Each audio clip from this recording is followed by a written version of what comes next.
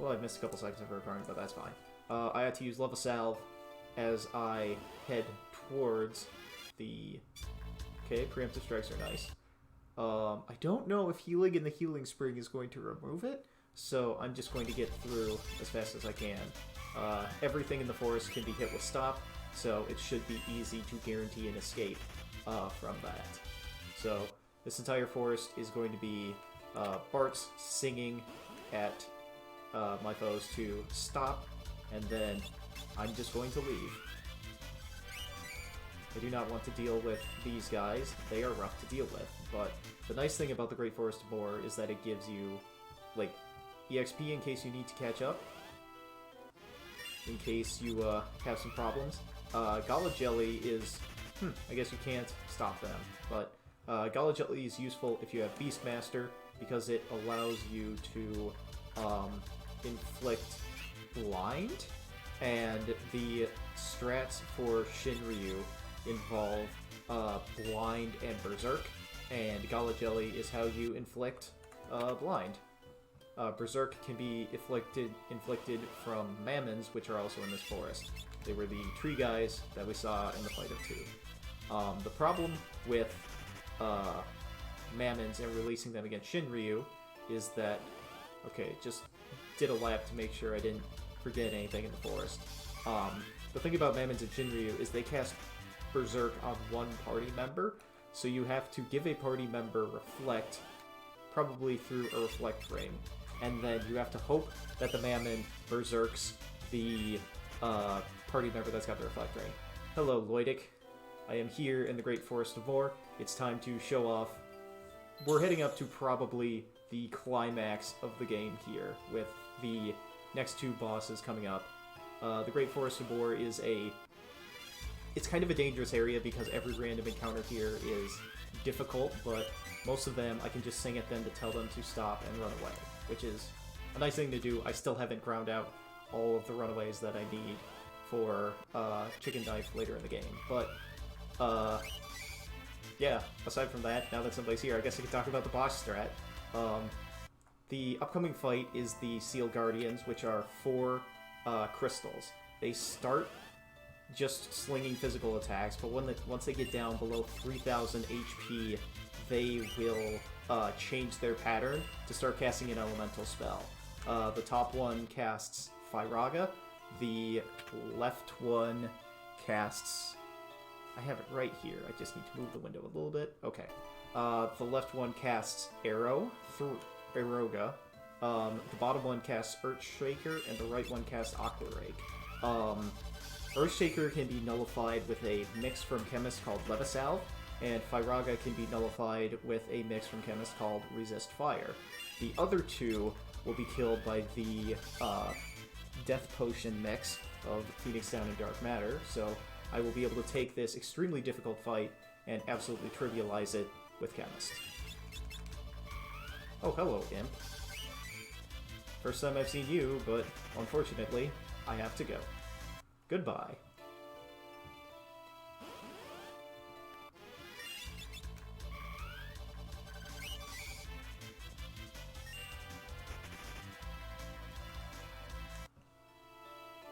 Okay, that's the path forward, but I think there's something over here. I am greedy for money at this point because I spent 50,000 on consumables.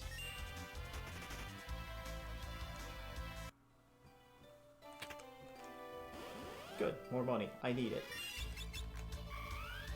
Hello, trees and strange wisps and mini magician. Like I said earlier, you can get Berserk and Blind by catching these guys if you have Beastmaster. I think the main magician also casts Mini, but at the same time, like, do you need it? I've never seen anyone need to catch the mini magician to do anything. If you have a Beastmaster for the upcoming boss fight, you go catch a Sandcrawler because it uses a attack called Maelstrom, which can leave targets at 1 HP if you're lucky, but it hits all targets, so it can hit all 4 of them at the same time, leaving them at critical HP. Aside from that, you could take an Iron Butte, I guess, or an Ironback, whatever it's called. They hit for a lot of damage with Strong Fight, but at the same time, it's, you know, you can just knock somebody down to 1 HP and just hit them. Beastmaster has many gimmicks with which to show off, but at the same time, it takes a lot of work to get those. Another thing about the forest is the encounter rate seems pretty high compared to previous dungeons that can be wandered through. I'm glad I haven't been hit yet, so I don't have to use a cottage or anything, so I can just keep rolling forward.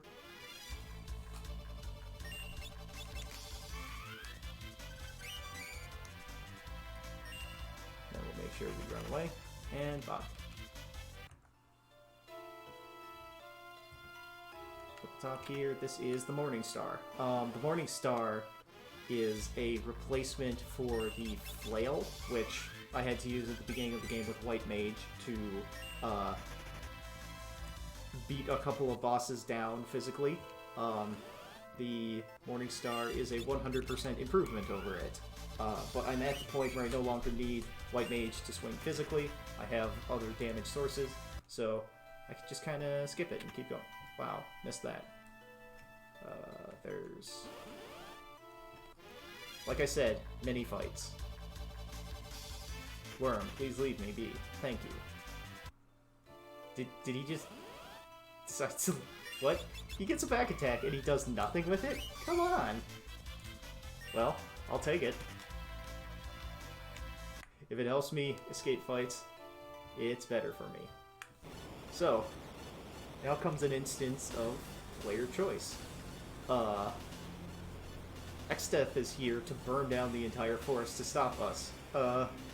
This is obviously a problem. We cannot survive getting burned down in the forest. So, we have to take cover somewhere from it, but we just sort of get to hang out for a little bit as the fires go, and the game slows down a lot. But there's something up here. In this chest is an Aegis shield. The Aegis shield is really strong.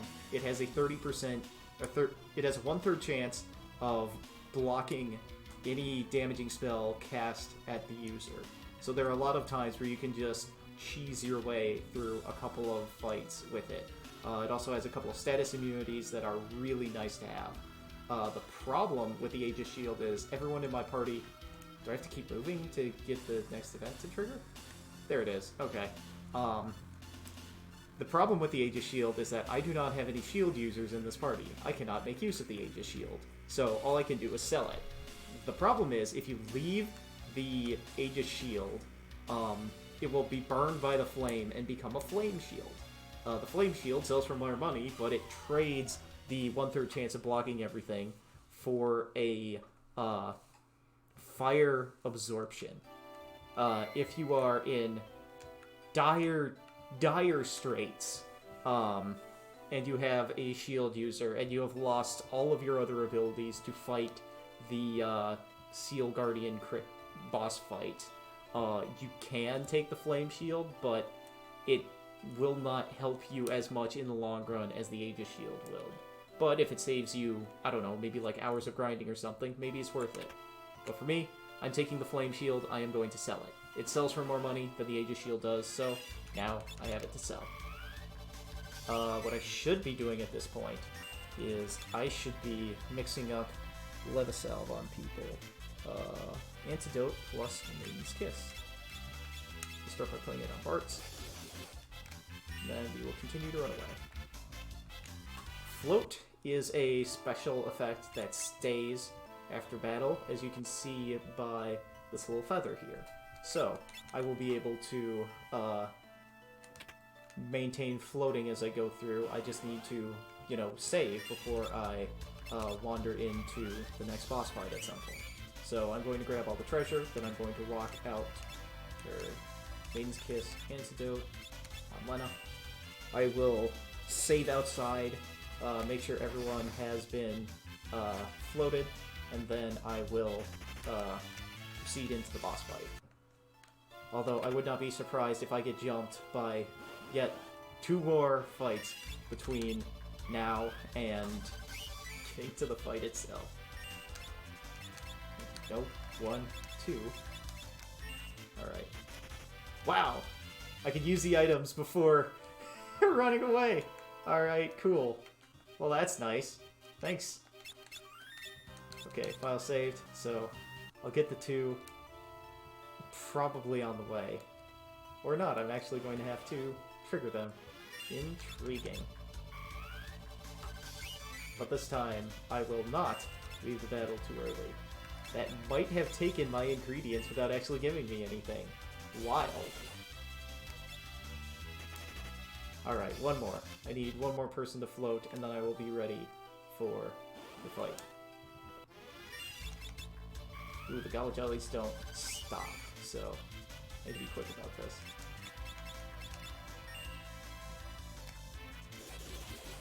Alright, everyone floats. And I'm going to have to heal that up before the boss fight. But that's okay. We are ready. It's time for, well, not maybe the most dramatic moment, but we are locked in at this point to the most dramatic moment. I ought to equip you. Yes, you can equip it. So, this is Bone Mail. Bone Mail has a couple of interesting effects. It gives you a lot of status immunities. It is extremely tough. It doesn't weigh all that much.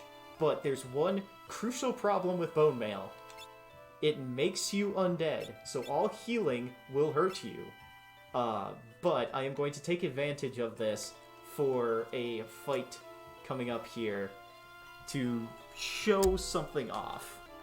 A way to go outside the game's expected boundaries and break the script. So, it's time to show off something unique now that I am, you know, here at this difficult boss fight. It'll be fun. It'll be absolutely fun.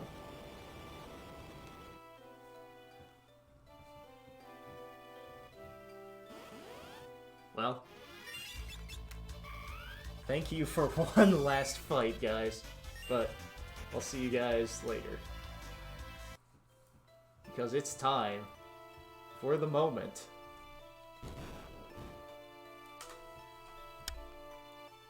So, this is the Seal Guardians boss fight, or the Seal Crystals boss fight, depending upon what version of the game you're playing or what they call them.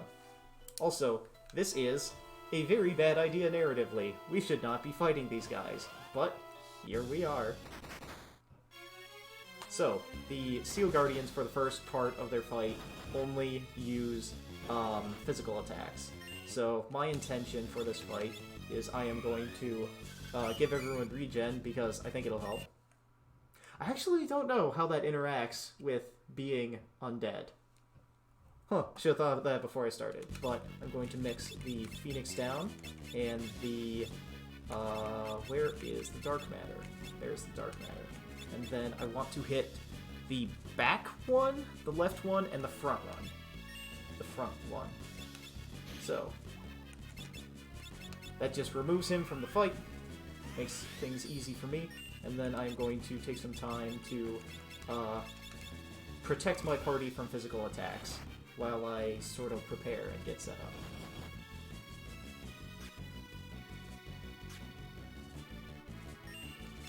Alright, and then I will mix the Phoenix down and the second Dark Matter, and this will remove Aqua Breath from the rotation. So now, all that's left is to get people going fast there and get them covered in their buffs. So I can use a Speed Shake to give Ferris haste. I will put Protect on other party members because, you know, might as well buff myself up for the short term. Protect and Blink are all I really need, but being able to mix going faster will be helpful. So, Hasty Aid is Turtle Shell plus Eye Drop, so there's an Eye Drop, there's a Turtle Shell. Let's make you go fast because you have my other mix. Okay, so we will mix Turtle Shell and Eye Drop. We will make Lena go fast. Then I will put Blink back on. So is there any incentive for finding random battles if levels don't matter? Levels matter for more HP, but at the same time, I got distracted and lost track of where Hasty 8 is. Turtle Shell plus Eye Drop. Okay. Galf is the only person who doesn't have it yet. Then we'll put Protect on there. Maximum HP is the thing you really need. For me, I want more than 800 for when the final boss comes around, but it's going to be a while before I get there. So let's try Drain Kiss, which I know is a powerful effect. So, Turtle Shell, Maiden's Kiss. Let's hit that guy with it. Yes, that'll do. That'll do nicely. Alright, so I'm going to just put Blink on Bart's, and then I am going to have, actually, let's haze. Resist Fire is Ether. Eye Drop, Ether. We will put Resist Fire on the entire party. This will allow me to... I'm sorry, I'm getting distracted by the stuff I need to do here. This will make me... Brain fart, I'm sorry. It's hard. This will make me absorb fire damage, and I'm going to trick the crystal up top, Ether, Eye Drop, into using fire nonstop, constantly, and if I can do that, what do you have equipped? Let's take the Frost Route off, because they're immune to that. And it's time to just Unga Bunga Big Sword. Ether, Eye Drop. Okay. Now it is time for the incredible power of Nyx to really show through. So, I did 400-something damage with Galuf there. Shoot, where is it? I need to... Maiden's Kiss, Turtle Shell. So, this being cast here, Succubus's Kiss, is an extremely powerful spell. There's no way to buff it, but at the same time, it has a base power of like 255, which is the maximum that you can have in this game. It is an extremely powerful spell, and you can access it essentially as soon as you have Chemist. So having a spell of... Alright, there's Firaga. And I missed. Oops. Well, he's just gonna spend the rest of this fight flat down on his face, and I am going to do Swift Song to make everyone go faster. At this point, the fight is on autopilot, so we're just gonna sit here until somebody hits me, or I'm just going to have to keep restoring Blink. The fun thing about this is that actually, I wonder if Firaga, if Resist Fire... So, the Bone Mail I put on Galuf makes it so that he is weak to fire in addition to being undead, but I wonder if that weakness to fire overwrites the Resist Fire spell that I cast on him. That'd be interesting to find out. But we can see that the damage from the swords has been slowly increasing over time. Paris was doing 200 damage with a attack, and now she's doing 272. She did 300 something for that fight there. Eventually she will do Sword Stance, which will do 1,000 something, 2,000 something, or she'll just steal all of its MP as we go. Oh right, I should probably be throwing up Blink. Yeah, we wanna stay fast. So yeah, Chemist is very strong because it can just make fights like this trivial. 2 monsters instantly dead, and then I'm just clowning on the rest of them. If I had a stronger team in World 1, I could have acquired more Dark Matter, but this is fine. I'm enjoying Ferris's dance party here. She is extremely angry, she is extremely fast. She's just having the time of her life. While her best friend, Bart, sings accompaniment, and while her sister Lena just sort of hangs out to make sure she's okay.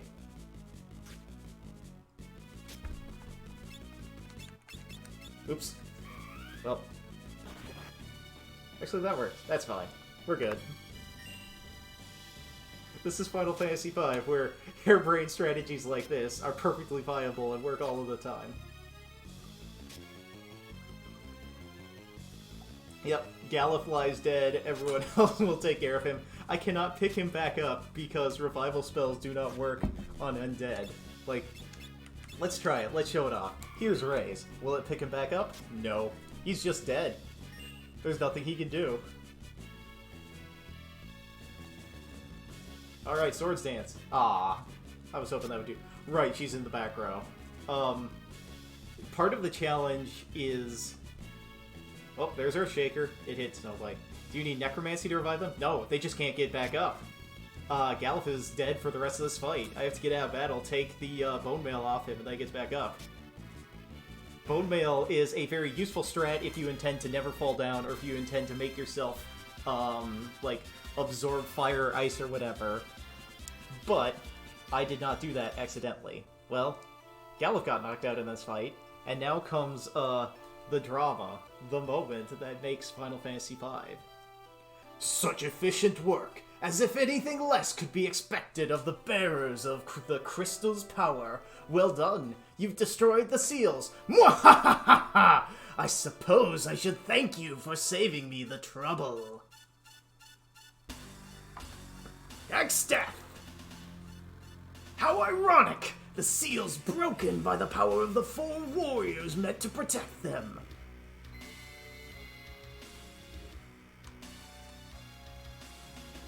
The crystals which bound me for so long, now their power is mine! Bow before my crystals and my power!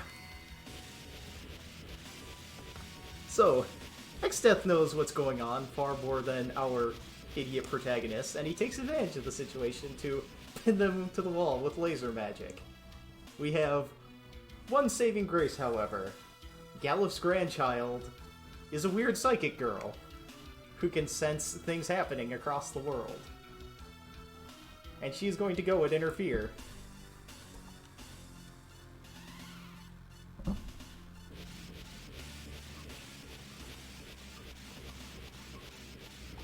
So it probably took hours for her to fly over here, but she's about to arrive. Time for your viscera to see the light of day! Now die!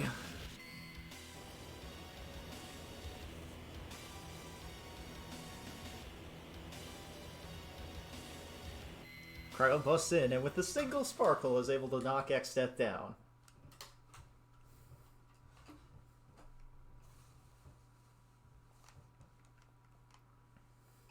Unfortunately, she didn't confirm the kill.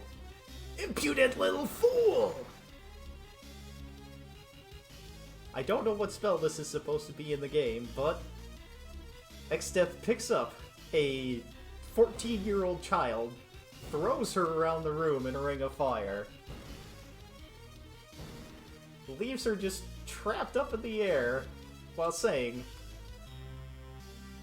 Actually, while not taunting her, he goes back to the laser again. But Galuf is here. He won't let this happen to his granddaughter. He has to protect her. So certain you want to keep moving, Galuf? Try to dispel this power, and your precious crystals will shatter!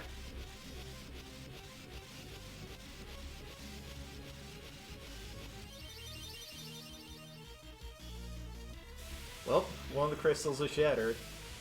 Galuf forces his way through the barrier, absorbs its power, and now the real fight begins. So, I am going to make a save state for this so I can show something off. Note, Galuf is now at full HP. He is still weak to fire, however. Usually that would kill him. However, this is a scripted fight. This fight does not end until Galuf or Exdeath is dead, but there's a way around that.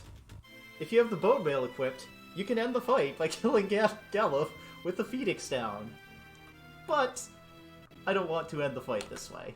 So, let us fight the Warlock Exdeath.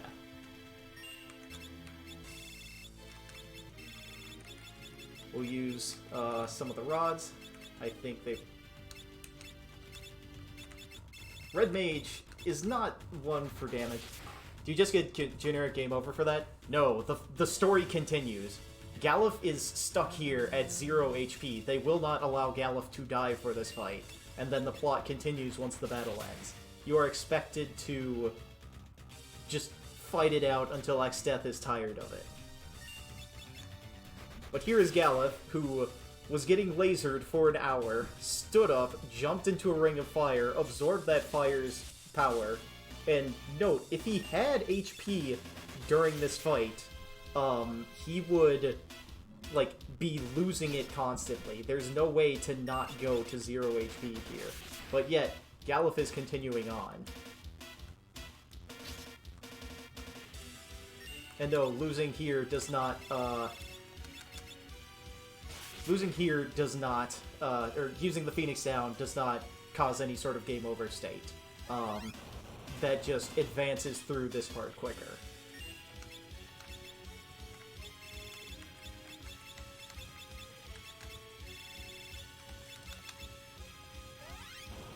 Does the story just act like you won? Well, we'll see. Eventually. Or had a draw or whatever, I guess.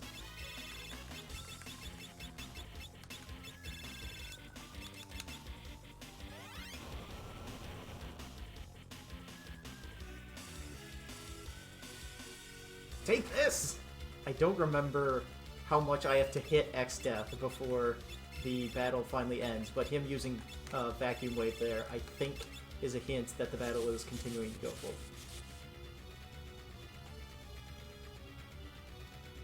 Now I'll show you my true power! Prepare yourself for the afterlife!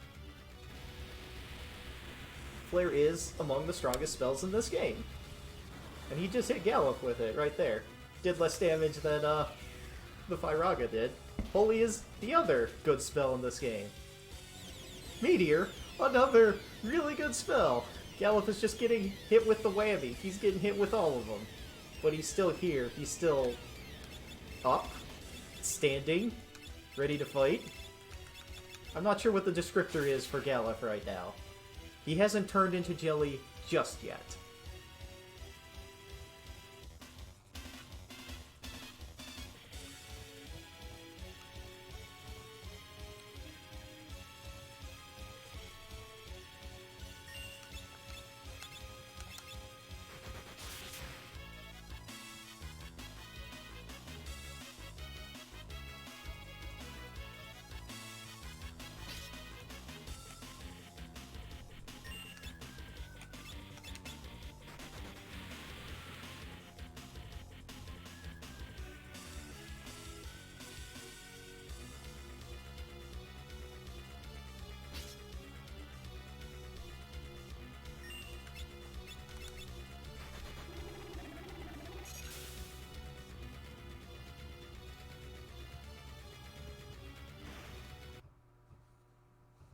So, this fight ends the same way if you Phoenix down yourself, but you can just end the fight quicker and not take the time I took there.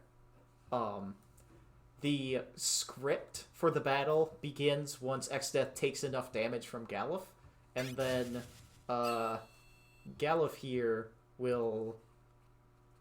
Like, the end of that script triggers the end of the fight, which triggers this moment.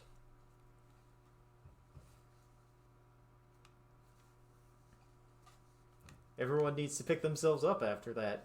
Galuf did something extremely dangerous.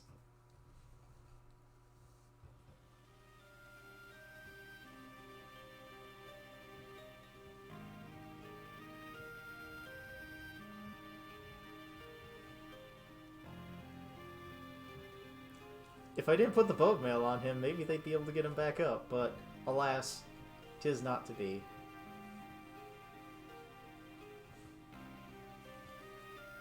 Our old man, our boomer friend, is dead here.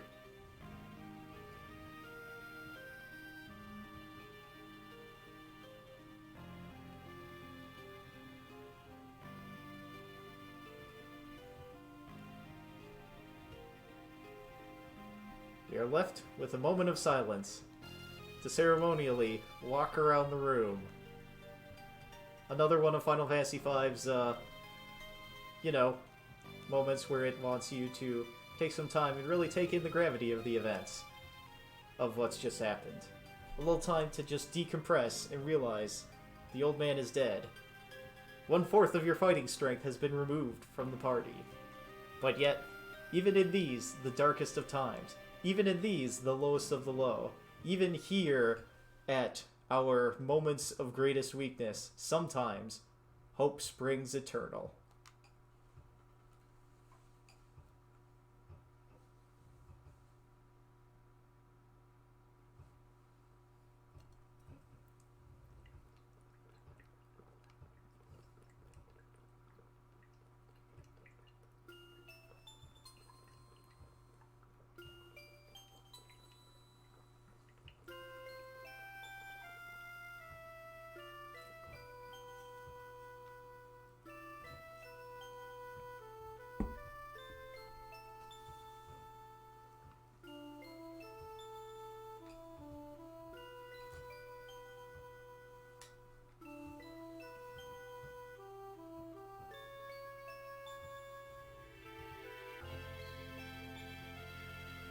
Galhov may have passed on, but his responsibilities remain, to be taken up by, well, not the next generation, but the next generation.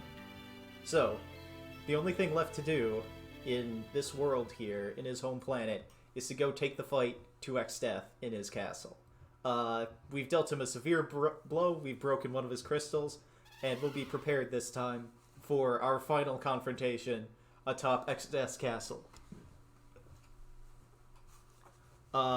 This section of the game began with all of our party members except Galuf being captured and being put in jail at the bottom of Exdeath's castle. There was a jailbreak. Our old man broke us out, but now we have to go back to continue the fight, to finish the fight, to avenge him, to stop Exdeath from being evil, burning forests, causing mass harm, and just overall to do good for this world. So, Kryl completely replaces Galuf. Galuf, so one of the interesting things to note about this game is the stats are slightly different for all the characters. Kryl has +4 agility, +1 strength, and +3 magic. She is the fastest character in the game. Galuf, by contrast, had +4 stamina and +3 strength. He was the slowest and the toughest character in the game. But, since she has just joined the party, I need to put her in her job. She gets a hat, she gets white magic, and then when I press optimize, of course it gives her the greatsword. I think I will want the frost rod for the short term. She can keep the hairpin, put the diamond plate on instead of bone mail, and we're good to keep going. I will save. She may be a little bit shorter, but she still packs a punch. So, the next objective is down here. That is where Exdeath lies. Earlier in this game, we broke the barrier blocking his fortress, so now we can actually assault it. I just need to find my way through the mountains on his island here. Oh. I'm in a completely different place than I think I am. Oops. Well, let's just hit the speed up button a little bit. So, fun fact, this was the big bridge, notably where the Battle on the Big Bridge theme plays. There's this cave here to connect the main castle of this world to the big bridge, and in that cave there's a place you can go inside where you can fight a bonus boss called the Gill Turtle. The Gill Turtle is probably the toughest boss in this game, bar just flat out, because he's just such a jerk. Hello, Witch. You have missed the Great Forest of War, where our old man died and was replaced with his granddaughter. I'm hanging out in voice if you also want to hang out in voice and just talk smack about Final Fantasy V or what you've learned so far. But yeah, it's time to assault Castle Exdeath itself. An army was here. Exdeath just waltzed right past them and broke in. So, Exdeath's castle is roughly the same as when we were initially in the world here. If you have a thief, you can steal reflect rings from the Reflect Mage, but I do not have a thief, so I'm not going to be able to do that. I have no reflect rings for the fight against Exdeath, but I think I still have access to Reflect from White Mage. The Blind Wolves that I just fought for half a second, I think have terrible physical accuracy. The Hellraiser back there gives the White Wind blue magic if you manage to confuse it. And the Twin Lizards there have a unique script. Since they have heads on both sides of their body, when they turn around, they will continue attacking. So if you could confuse them with alluring air from the bard, instead of fighting each other, they will continue to fight you. Which I think is a fun gimmick. Wow, this encounter does not want to let me go. Please, let me go. Sing. I will sing Romeo's ballad to make you stop. You will let me leave. Goodbye. So, this was a dead end, but Kryl needs to call all of her friends, all of the previous generation, to die themselves and help out. Send the power here to reveal Castle Exdeath's true form. Hello, Witch. I see you in the voice chat. Hello. How's it going? By the way, behold the meat fort! Exdeath's castle is a living, breathing, pulsating mess of flesh and technology. Well, that's gross. This place is a nightmare on a good day.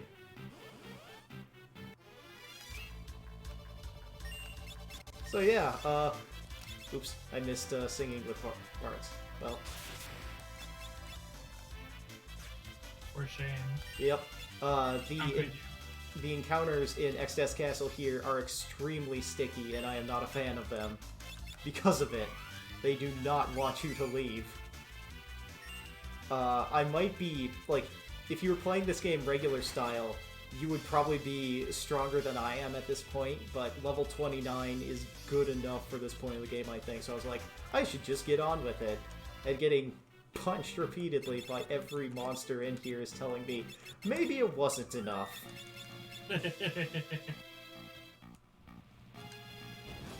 So, aside from that little diversion, there are also... Actually, there's one thing I had to do while I'm here. Levis South. There's Antidote plus Maiden's Kiss.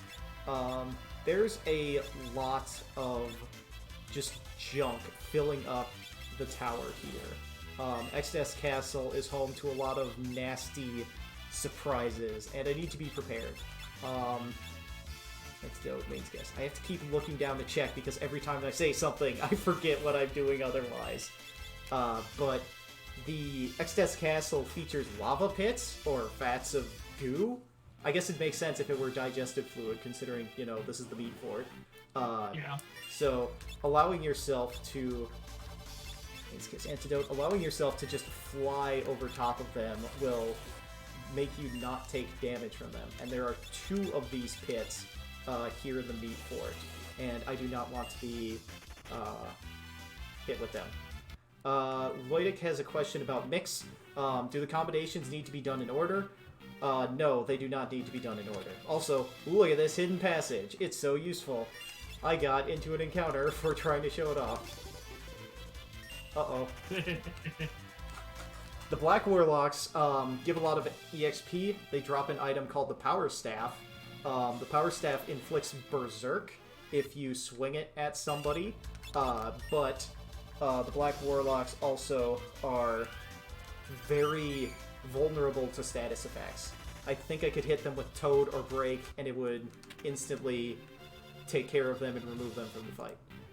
But if you are struggling at this point in the game, grinding against Black Warlocks at the top of the tower is generally the way to go. But then you're stuck inside the meat fort for days, and it's not a pleasant place.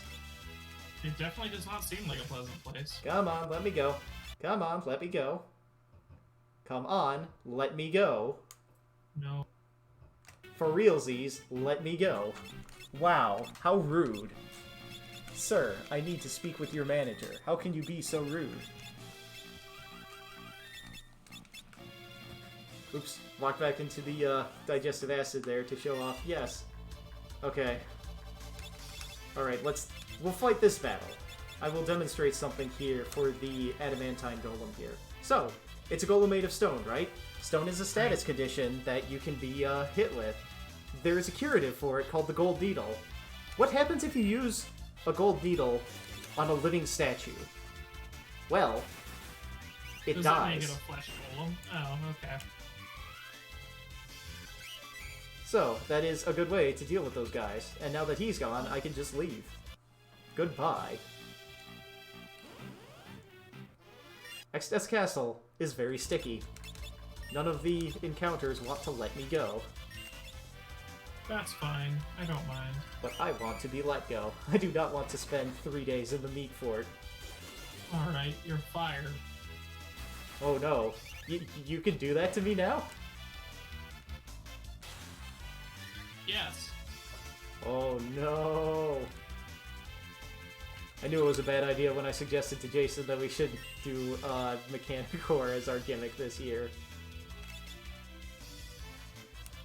I'm just disappointed that r/Gunpla didn't go for the Mecha Musume Angle. group build. Yeah. Because then I could have actually entered. As opposed to the build custom one that they did. I don't have anything.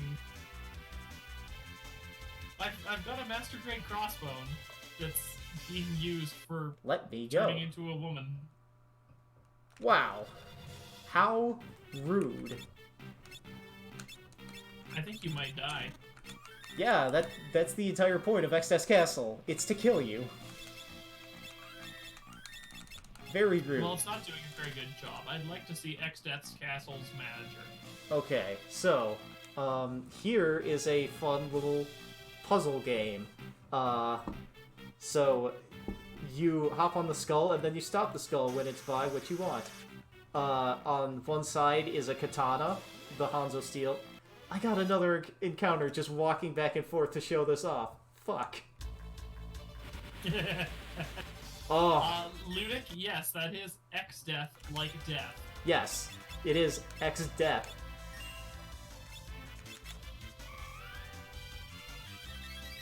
He's a very nasty man.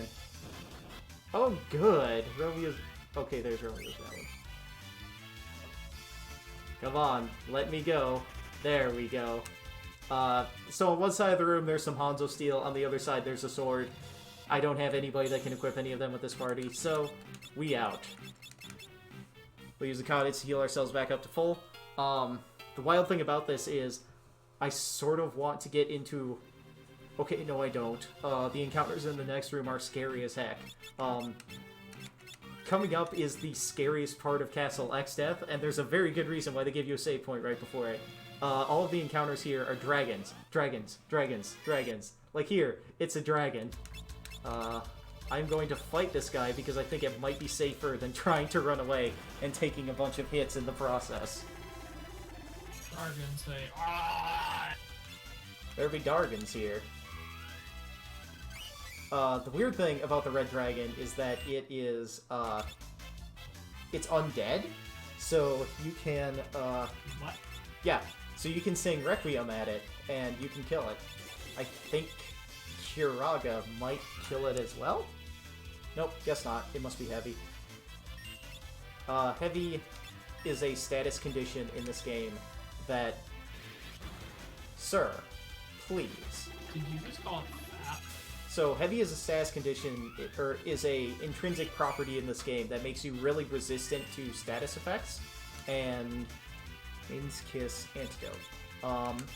Being heavy is a boon for most bosses and enemies because it makes them immune to, like, player shenanigans, but sometimes it can work out for the player, and players themselves can even get the heavy status condition through mix.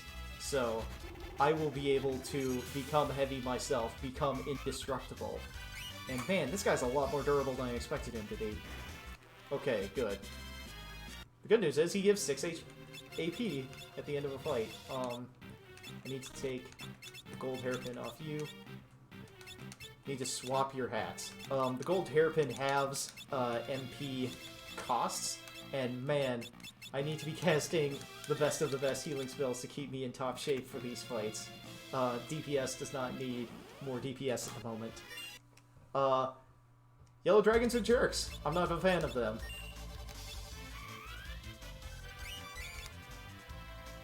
I have vague memories of dragons Goodbye. from Final Fantasy III. Yeah. And not Wait. enjoy Which 3? the actual 3. Oh. Oh. Oh. I believe that might be the only Final Fantasy that I... No, Wow. I need 4 as well. Okay, yeah, that tracks. Goodbye, Yellow Dragon. But yeah, like, the first Final Fantasy game I think I played was 1 and 2 Dawn and Souls from the Game Boy Advance.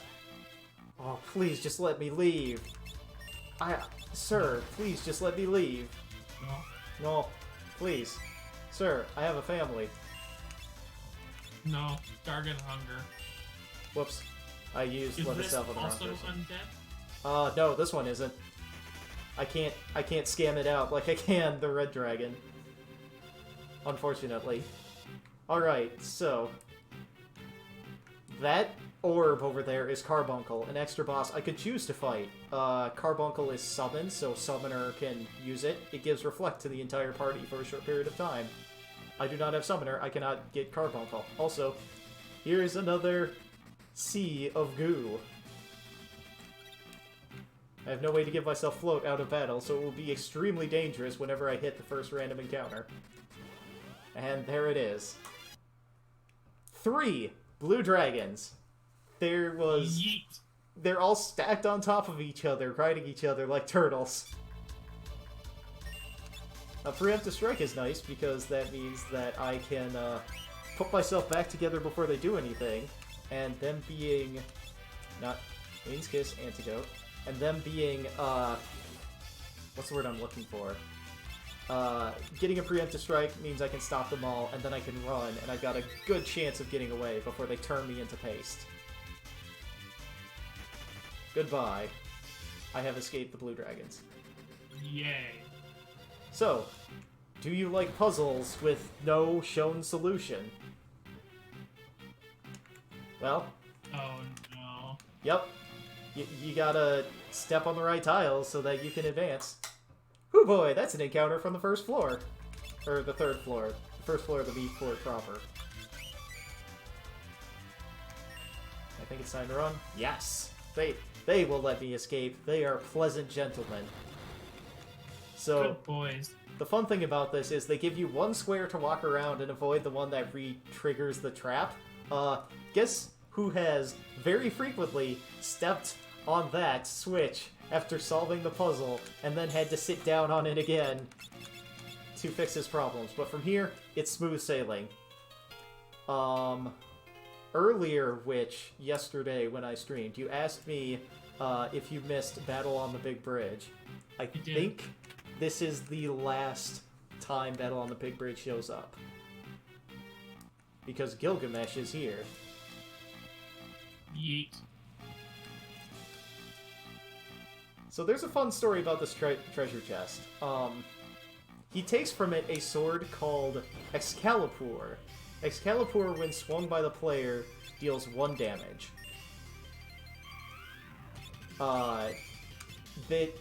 There is another weapon in this game called the Excalibur. It is like the second or third best sword. It is good for it deals holy damage, and X-Death is weak to holy damage. So X-Death's plan here, presumably, was to trap the chest so that we'd think there's a good sword here, and then we'd grab it and try to use it on X-Death, find out it's worthless, and he'd kill us after we realize that we've been had. But the thing is, Gilgamesh screws all of that up by grabbing the sword and forcing us to fight over it. This game, she is very good. I like her very much. Gilgamesh seems like a masterclass act in how to screw up in every... Yep, he really is. And The longer I sort of parlay here, the longer we will listen to this fight theme, so... I think we need to do 8,000 damage before he slips into his next phase, so I'm going to spend a little bit of time here, just sort of... Oh no, that's old and sleep. Gilgamesh, please, she has a family. She needs to go fast. She is hungry for your blood. Gotta go fast. Gotta go fast. So old is a status effect that I don't think has been brought back in other Final Fantasy games.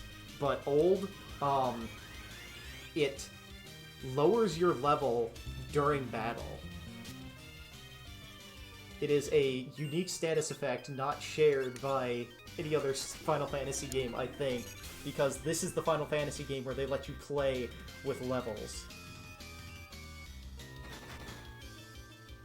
She's just gonna stay small. I don't need her to be big. She just gotta stay small. Mages don't need to be big. They sure don't.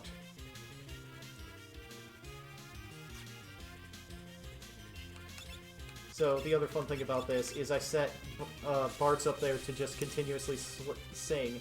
Unless he gets punched, he will never stop singing.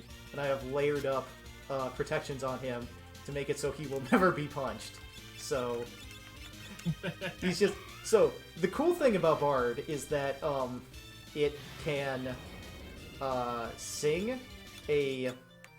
It can sing a song that makes everyone faster, and speed increases the damage that Ferris deals when she swings her knife. So slowly, we will get many more turns than he does and just keep swinging at him forever. This is my intended victory solution for this fight. Yeet. Bards also get, in the last part of the game, spells that... And now she's a frog, too. They get songs that, what's the word? They increase your level in battle up to 99, and they... Where is Maiden's Kiss? I guess I could cast Todar, but that's fine. They also get a spell that increases strength and increases magic, so they can buff up... Oh, thanks, Gilgamesh, really, what a pal. What a jerk. Wow. Discord, Av's level. It's another of the level fuckery things that can be done in this game. I'm not a fan of getting hit with it. Thanks, Gilgamesh. What a peach. He seems like a wonderful person. Yeah, I mean, he's alright. Eventually. He's really goofy. It's sort of easier for him to be hanging around and having fun as opposed to X-Death hanging out and actually being effective. Part of the reason that this game, like, is even beatable at all is because X-Death is such an idiot. We're not quite there. I will know that this fight is effectively over once he starts talking to me. At that point, the fight is just on rails, and I just have to survive. So... Lovely. Yep. I mean, this is how every Gilgamesh fight is. It just goes until he talks at you or he feels like he's done talking at you. We're almost there. I can feel it. I think.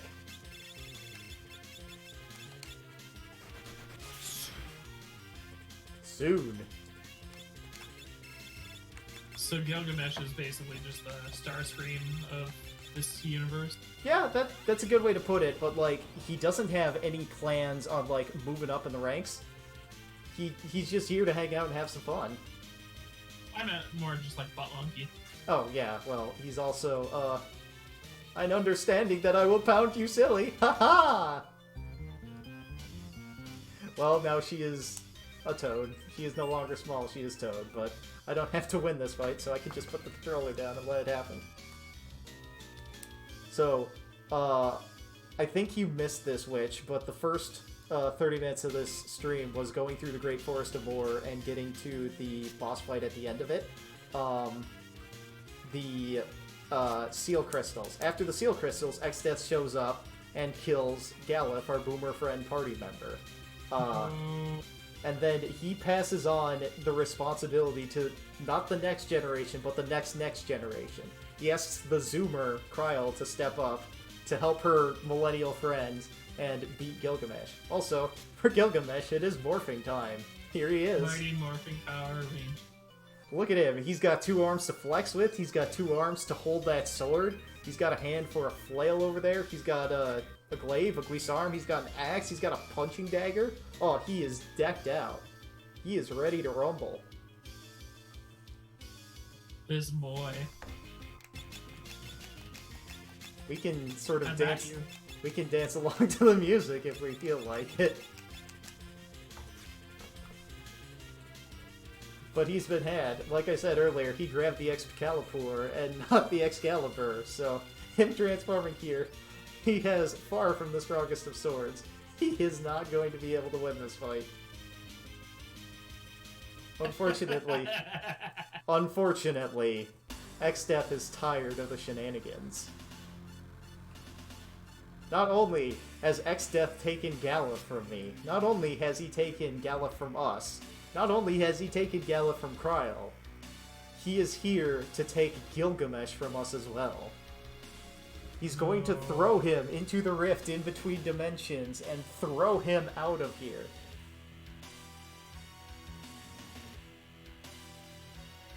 This is a terrible fate, worse than fate. No! Well, I won. And I got the bad sword. Alright. The Excalibur is a gimmick. It's useful for blue mages and beastmasters. The Excalibur always does 1 damage when you swing it. Like, there's no way to increase that. It just does 1 damage, period. There is a... But the cool thing about it is, the sword itself. Can I equip it to Red Mage? Excalibur, yep. So it has a huge attack stat, which means whenever you press this optimize button here, it tries to equip it. But that 100 base power is a lie and can't be used normally. Blue mages have a spell called Goblin Punch, which uses the weapon's full might as opposed to the 1 damage it does. So this is a huge upgrade in power for them. If you're a ninja, you can throw it for the full value as well. But dealing 1 damage is sometimes extremely helpful. For Beastmasters, there is a monster that they need to catch late in the game if they want to have Mighty Guard for the final boss. That monster is called a Crystal. It has 3, count it, 3 HP. No, leave me alone. I want no part of you. Leave me be. Be gone, thoughts. Be gone, thoughts. I also find it funny that the chest resets itself. Be gone, thoughts. But yeah, I'm here to pillage these last 2 treasure chests for random stuff I am going to sell because I am money hungry. I am ready to release upon the world my true power in World 3. But I just need to get there. I am so close, I can taste it. The pure power of walking around in sandals that make you go zoom. We need to go faster. We need to roll around at the speed of sound. We're nearly there. But when do I get the evil god clown? What? When do I get the evil god clown and dancing? Oh, that's in the next game. No, I want it now. Well, I mean, I guess I could, like, stop playing Final Fantasy V here and go play Final Fantasy VI, but, we gotta go fight X-Death instead. We gotta go fight, the one guy in this entire world who actually knows what's going on and is using it to do an evil plot. Oops. Okay, last check before this fight. I have Mix and Sing, I have White and Red, I have Red and White, and I have Drink and Mix. I think I'm good. Alright, X-Death, it's time for a fight. Do not interfere!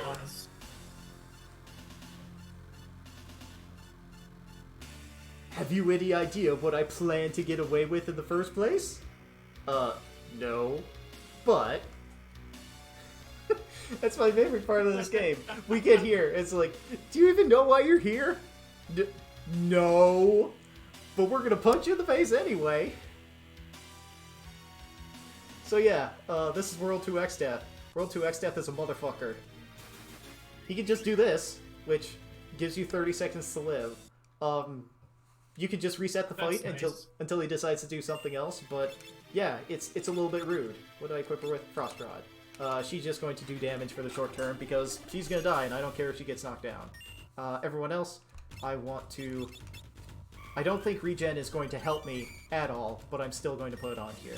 Then I need to drink Speed Shake. I need to go fast and bullet. I need to kill fast and bullets too slow. The other important thing to have on for this fight is Shell. Protect and Blink will help, but at the same time, I need to... Yeah, look at that. That's Vacuum Wave. Vacuum Wave hurts.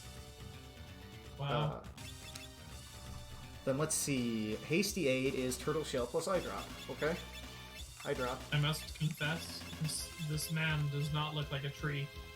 No, he doesn't. But, like... So, the plot of this game, or at least the backstory for it, is a bunch of people used to deal with all their bad guys by just cramming their souls in a special tree.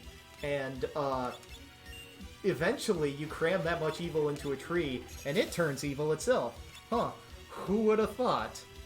Wait, where is Turtle Shell Eye Drop? Okay. So, they became X-Death, the Warlock.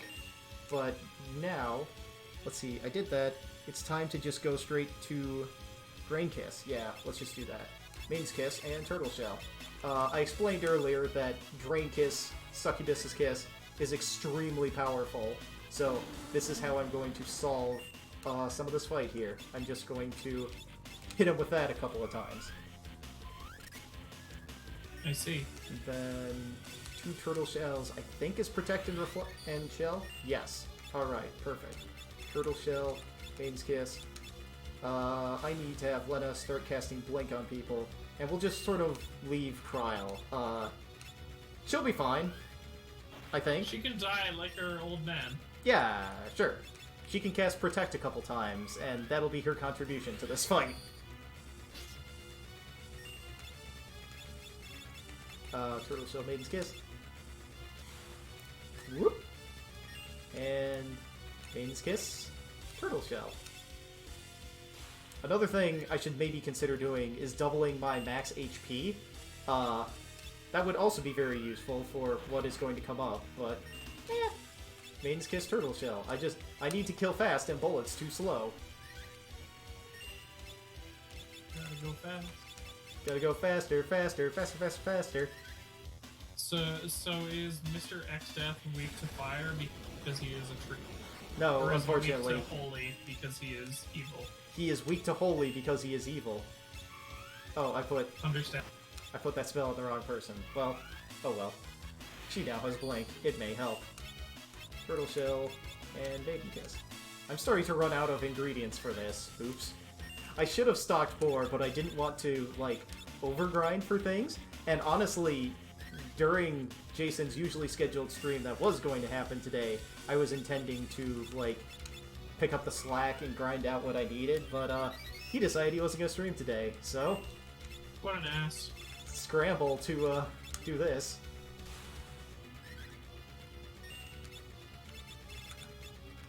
I don't know how many more of these succubus kisses he can take, but very soon here, I have to be getting into the fight, the part of the fight that's actually tough, right? Like, soon here, he has to realize... So, he has a panic phase where he will spam level 3 magic spells, and he will cast Vacuum Wave, and he'll do, like, 2 of these in a single turn. Just hit you back to back with the most powerful stuff in the game. And that's the point where you need to push through, or you need to have Reflect. You need to have Reflect on so that you can bounce the spells back at him. Oh, yep, we're in that phase now. Yeet. Alright. Now it's time to risk it for the biscuit. Next, Maiden's Kiss. Turtle Shell. I am going to run out of Maiden's Kisses, but it's alright. I'm trying to kill fast, and bullets too slow. Kryl might live long enough to survive this. Nope. Well, it was a nice thought. Rest in pepperonis. At least I'm going fast enough that I don't have to worry about, like, now I have nothing else to do. I'll just swing. Oh, come on. Hit somebody else. Somebody that has Reflect Up. Please. No. Tempting Tango will do nothing for us here. Well, Swift Song. It's time to go back to this tried and true strategy. Berserk. Get in there. Fight hard like your life depends on it. X-Step, please, hit somebody else. X-Step, please! Oh, you jerk. We can't have people that are berserk hitting him. What a jerk! Look at what he just did to me. What a dick. I saw what he just did to you.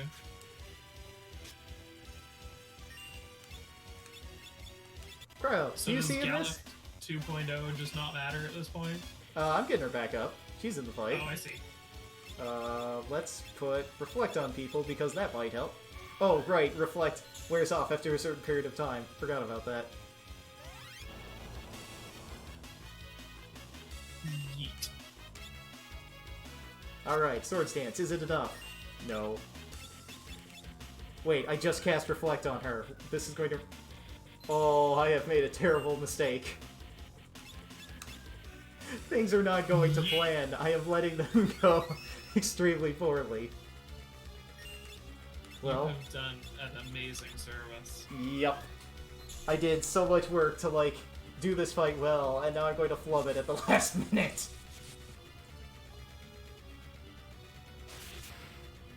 And Ferris eats the dirt again. Good job, Ferris. I always knew you had it in you. Nom. I had it. I had this fight down, and then I just let it become this. Here, take Reflect.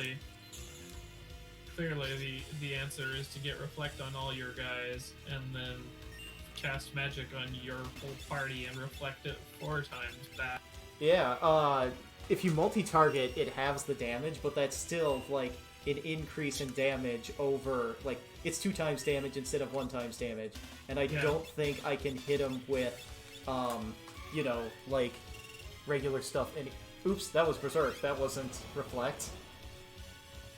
Well, Kryle's dead. Yeet. Just comically incompetent. Okay. Well, I'm going to burn an elixir on this, because I might as well at this point. I need to keep her MP up for this fight. I am so proud of you, Nelson. I am so proud of myself for completely fucking this up. Hey, maybe that'll be the final straw that kills him. Nope.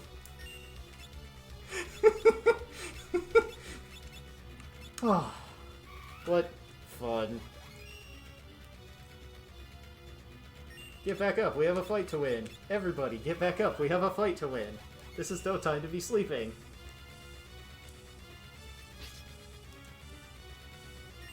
This is no time to be sleeping, I said. Get back up.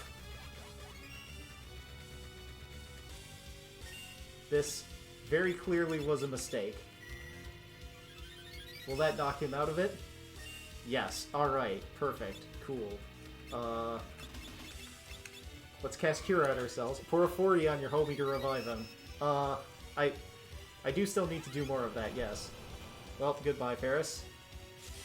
And Bartz is still in this, thankfully, but yet. No more singing, he's just going DPS. I need... Oh, wow, that's pathetic. Oh boy! This is a problem. This will continue. This is not a problem.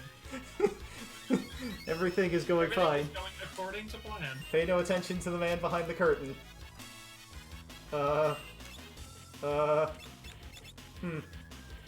Let's... Full DPS.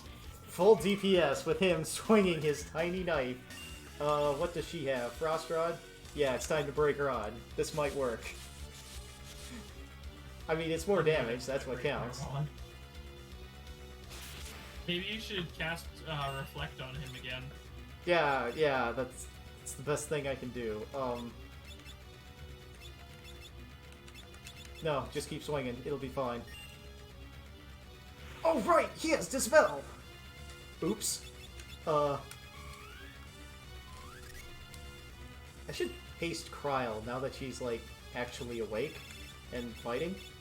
Maybe she can pair us back up, too. That might be good.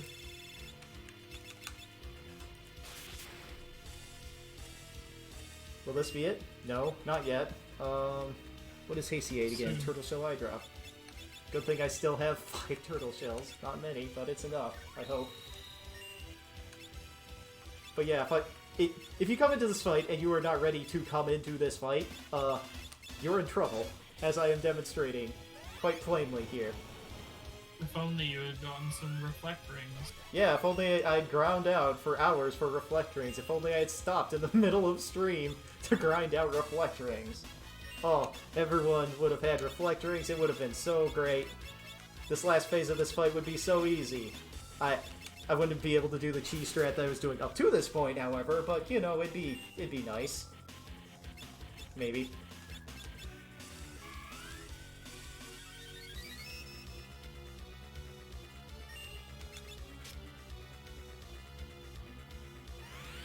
Oh, you jerk. Stop that. How many phoenixes had to die for this fight? Many phoenixes had to die for this fight. Actually, no. I haven't used a single phoenix down in this fight. I think I mixed a couple? Oh. No, I didn't even Right, mix a you couple. raise. No phoenixes have died in this fight. Thankfully, I do not need to implore the power of the phoenix to keep myself in this fight. As long as I have elixirs, I can get back up. Oh, do elixirs cure knocked out in this game? No, they give me full MP back, Oh, I see.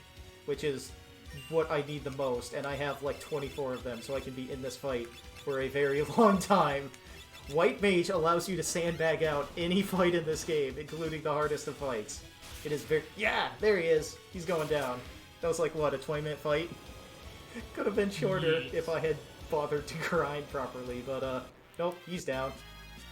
Goodbye, tree. Goodbye, the Warlock X-Death.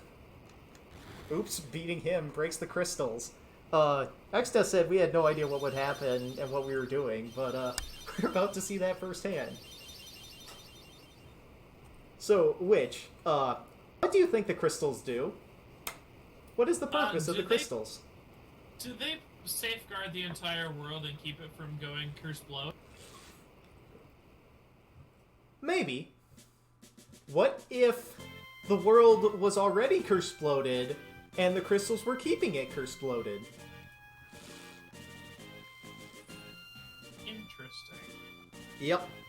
So, the gimmick of this game is that, so there are 2 worlds to start. There's World 1, which is Lena and Ferris's world, and then there's World 2, which is Bart's, Kryl's, and Gallif's world. They are separated, and you can travel between them by meteorite, otherwise they are not the same. But, now that we have defeated X-Death, and if you look at the world map here, this world map is a strange gestalt of the 2 worlds superimposed on top of each other. So a lot of inaccessible areas are now suddenly accessible due to the 2 worlds fusing together. Like, this used to be an archipelago along here in both worlds, but now it's a single straight line. The big bridge used to be here, and now there's suddenly an island in the middle of it. So there was this temple on top of the mountains, but now the big bridge connects to that temple on top of the mountains. So, this is World 3, where everything has been slammed together. Also, something is about to happen that is going to remove these 2 characters from my party, and I want options. I'm not letting them go. So, let's see what happens now. We've beaten X-Death. The game's clearly done, right? There's nothing else to do. X-Death is dead. Clearly what we need to do... I just like gimmicks, which remove party... Yep, well, we need to take these 2 princesses back to their hometown, and it's time to have a ball. It's time for a dance party. Do you like dance parties, Witch? Yes. Alright, are you a Zoomer who's on TikTok or a vagabond who has lived out in the wild for like 5 years? I'm sorry, what? Kryl, the blonde-haired one there, is a Zoomer. She's like 14. And Bartz has been wandering the world on his own for years prior to this point. He's lived as a hobo until this adventure thing happened. Yep. Just him and his trusty chocobo wandering around the world, doing whatever they want.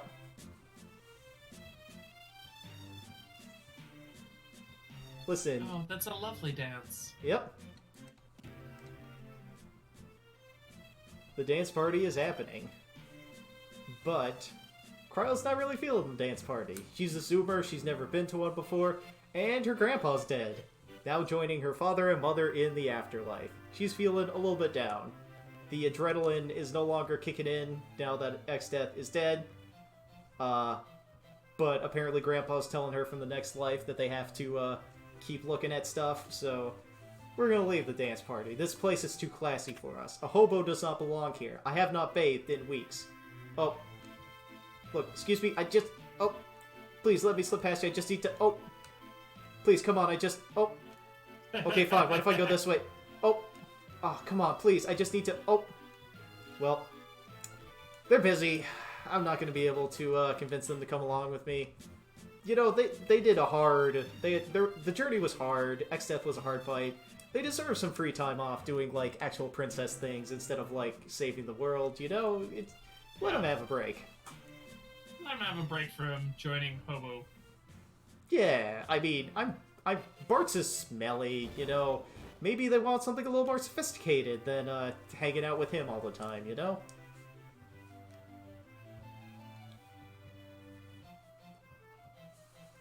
And then Bartz makes the awful decision to get in a shoving fight with a 14-year-old. And he loses. Lovely. Look at her punt him. So, the fun thing... Oh, go ahead. I am at a loss for words. So, the fun thing is this is like a special zone in World 3, I think. You cannot escape by the story demands, so you have to go around and sort of revisit a place that's familiar while going and see some of your oldest friends, such as this. This is Boko. This is the chocobo that Bartz was riding at the beginning of the game, and now we've come back to pick him up, check in, see how things are going. In World 1, he is the only male yellow chocobo, it seems, and in World 2 there is a female yellow chocobo, and in the span of the worlds merging, it hasn't been like a day or anything. These two get together and they form a relationship there. These two just immediately find each other, and Boko immediately fucks and starts a family.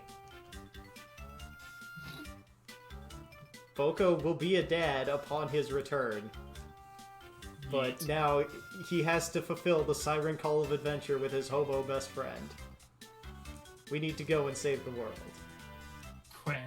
And now it's bird time. Bird up. Bird up. Bird up. The nice thing about Boko is that he can cross rivers, and we had to come this way and get Boko because we would not be able to cross with rivers otherwise. We need to cross rivers to escape this part of the world map. If you had played the game up to this point, which you haven't, I've streamed it, but you've watched some of it, you'd know that the world map is entirely fucked up at this point. This here is my one town that I can use to restock things before I go and pick a fight with the next boss in this game. Thankfully, it's an easy boss, but it's, yeah, restock, huh? Wow. Never mind. Forget you guys. You've got nothing. Wow, I was hoping you'd have any sort of consumable, but no. Well, so I am going to save before this next part. Want potions and tents. I need to mess with my abilities just a little bit here. Dancing Dagger's fine, Sage's Miter, put the gold hairpin on him.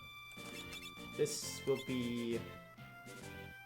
Actually, this will not be fine. I need you to be DPS. So, what's going to happen here is Kryl is going to just beat up the next boss while Nate makes sure that everyone is still alive and safe. Oh, come on. Oh, I need to be off the Chocobo to save. Fine. There's suddenly two massive, gigantic holes in the party, but it'll be fine. We'll be able to make it through this, I think. Yeah, it's fine. It's fine. It's totally fine. We can get out of holes, right? I mean, we beat X-Death. We can totally get out of a hole, right? Yeah. Well, I hate to break it to you, but no. Chocobo cannot fly. Yellow Chocobos cannot fly. Black Chocobos, they can totally fly. The yellow Chocobos like this? Nope. So, what made this hole, you ask? Well, it's here. Meet Antlion. Antlion is a jerk. Antlion is a jerk. I am not a fan of him. So, the easy way to deal with this fight is to, since he only does physical attacks, you use Protect, and you use Blink, and you hit him with the white magic spell Berserk, and then he just tries to punch you forever. But I don't want him to punch me forever, so I'm just going to give her Blink, and then she will heal one more time. He will give himself Blink, and then next turn, Bartz is going to cast Berserk on him, and then he will follow it up by casting Berserk on Kryl, and then we go. Yeet. Go, small child. Destroy. I mean, a small child did push Butts over. Yep.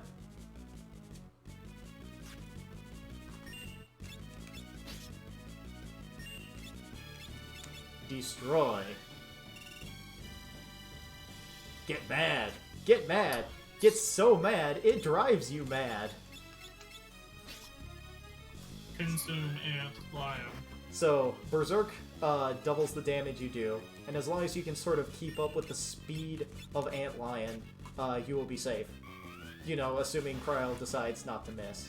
So, yeah, this is a relatively easy fight, but if you aren't prepared for it, which, you know, some teams might not be because, hey, 2 people just got pulled out of your party, you can't fight any battles, so you can't, like, learn any new abilities or anything. You just have to go straight to fighting this guy. Yeah, it can be a bit of a pain. And I think my strategy could use some work because, yeah, Bart just got hit for half his HP there. Like, my team is not particularly durable at all. Who would have thought that singy people and mages are not... Yeah, like, what I should have done is I should have had Bartz be Chemist instead, because with Chemist, he can drink a haste potion, so he'd be able to, like, get himself up to speed. Or the other way to do this is to make him the actual white mage class instead of Bard with... Did that remove his level of Blink? Okay, that removed a level of Blink. That's worth refilling. Put him in the actual white mage class so he has access to all of the white magic, and then I can just put Mix in the second slot and just mix up haste for other party members. But we're just going to kind of sit here and stare at Anthony Lyon for a little bit. Look at those teeth. Look at those mandibles. Yeah. Look at his... None of this thing looks like either an ant nor a lion. Yeah, look at his... Does he have, like, ribs coming out from underneath him? It looks like ribs. Yeah, he is, And giant flippers. He's a real piece of work, this, Anthony Lyon. He looks more like an aquatic creature with those flippers. Yeah, like, the first place where you see, like, a recolor of this guy, he shows up in the desert, and he crawls through, like, the sand, but I guess he's just here digging a hole because he feels like it, because he's a jerk. One of the other interesting things that I want to note, in another part of the world map, at the very beginning of the game, as you are sort of getting used to how the game plays, you go through another small gorge, and as you go through the small gorge, a bunch of pits open up in the ground like what just happened for us. So there was another of these guys hanging out that we just barely missed at the start of the game. And if we'd fought this guy at the start of the game, oh boy, that would have been bad for us. Also, he just had a house here at the bottom of this cave. He just made a sinkhole and the house fell in. Queh, indeed. Queh, indeed. Mm-hmm. Yep. But even here at the bottom of the hole, eventually, there is hope. In the form of a rope. The rope is taunting us. Witch, do you have any brilliant ideas for getting rope? Grab it. Stand on the chocobo and grab it. Well, you are right about standing on the chocobo. Or jumping off the chocobo at the very least.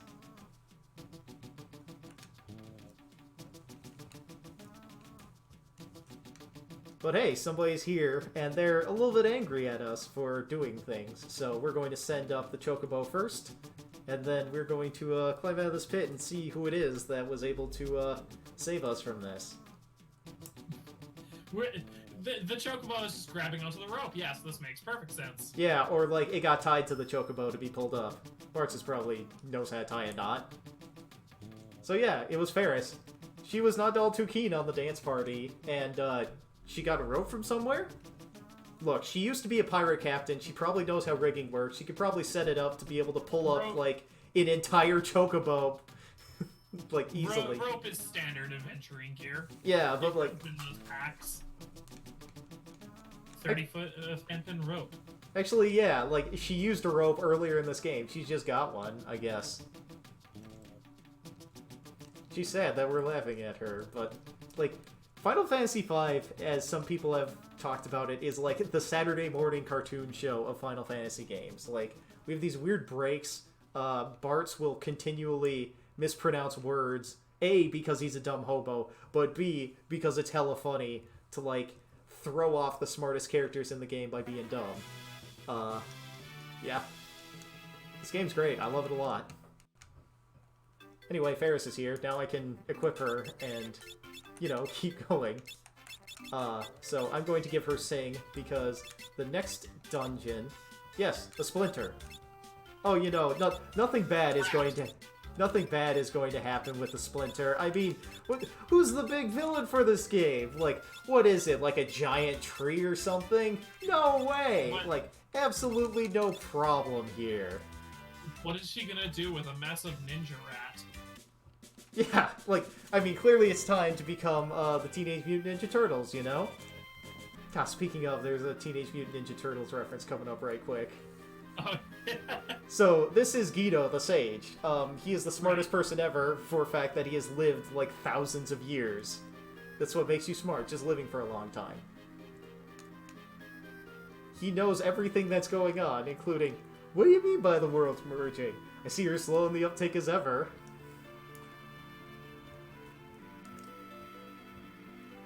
The same? Why is there an echo in here? Void? I fear no matter how often I allude to your ignorance, my dry wit just goes over your head, so I will simply explain. I enjoy this turtle.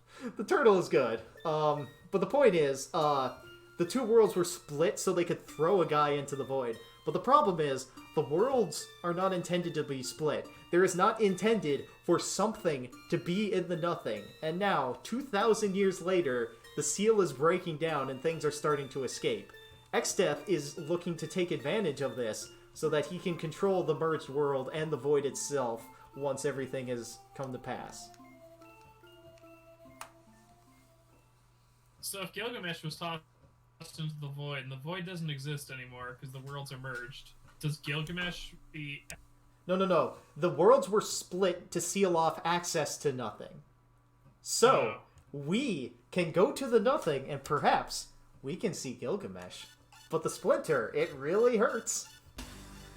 Oh man, it's like our villain is a tree and can do things.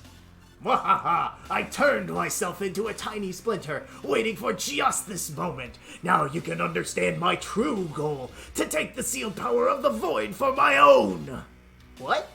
Why do you think I merged the worlds together? Mwahaha! Nani? Nani the fuck? Why reveal himself? Because the void is opening up. I don't know if he's doing this or if this just happens, but here's the void. Remember that dance party? Well. Oh no. Wait, so playing English, you're saying that this void, whatever not, is coming here? Yes, the void shall be released from its 1,000-year prison and into my keeping. The matchless power of the void will be mine! But my girl was there.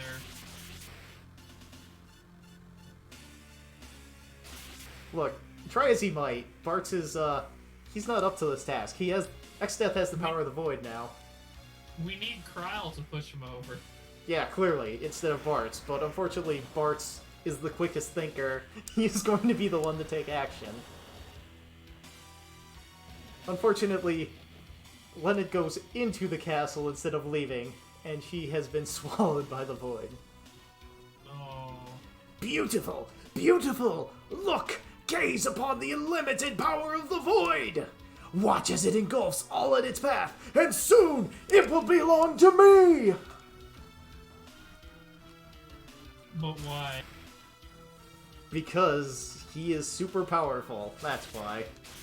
And then everyone stands there and just gets shot. Peons, tremble before my might! Mwahahaha!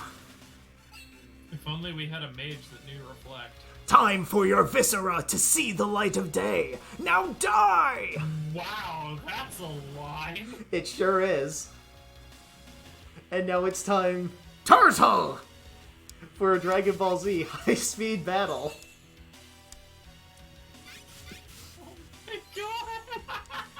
Not bad for a reptile. You think I sat around 7 centuries munching on pizza? Ha ha ha, perhaps you should have taken the chance. You shall find no such tasty diversions in the afterlife! What is this? This is perfect. Look, the Final Fantasy VI translation is very goofy as well. Like... Right, I suppose that's translated. It wasn't originally like Teenage Mutant Ninja Turtles references. Yeah, and like, okay. The crazy thing is, it originally came out in Japan on the SNES, and then the first time Final Fantasy V came to America was part of an anthology collection on the PlayStation, or the PSX, where it was like a SNES emulator running on the PlayStation, and it had a translation for that is notoriously terrible. Like, you're familiar with the concept of a wyvern, right? Yes. Okay.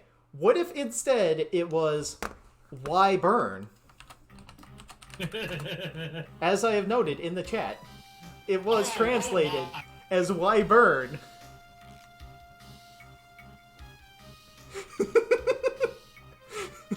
Yeah, the SNES translation isn't good, so this is like the first truly definitive English translation of this game. Also, we're here. We're going to strategize on how we are going to fight Exdeath. So... Can I suggest punch him really hard in the nose?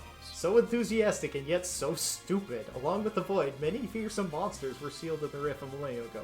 They were all incredibly evil and incredibly strong.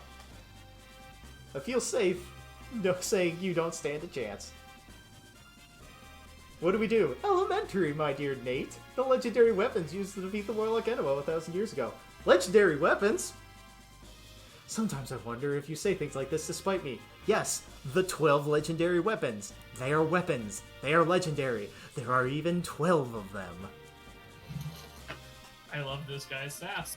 Right, so this book was split between the two worlds, and now we can, like, put the book back together. Putting the book back together will allow us to access a whole bunch of extra dungeons so that we can get these legendary weapons that should help us fight Exdeath.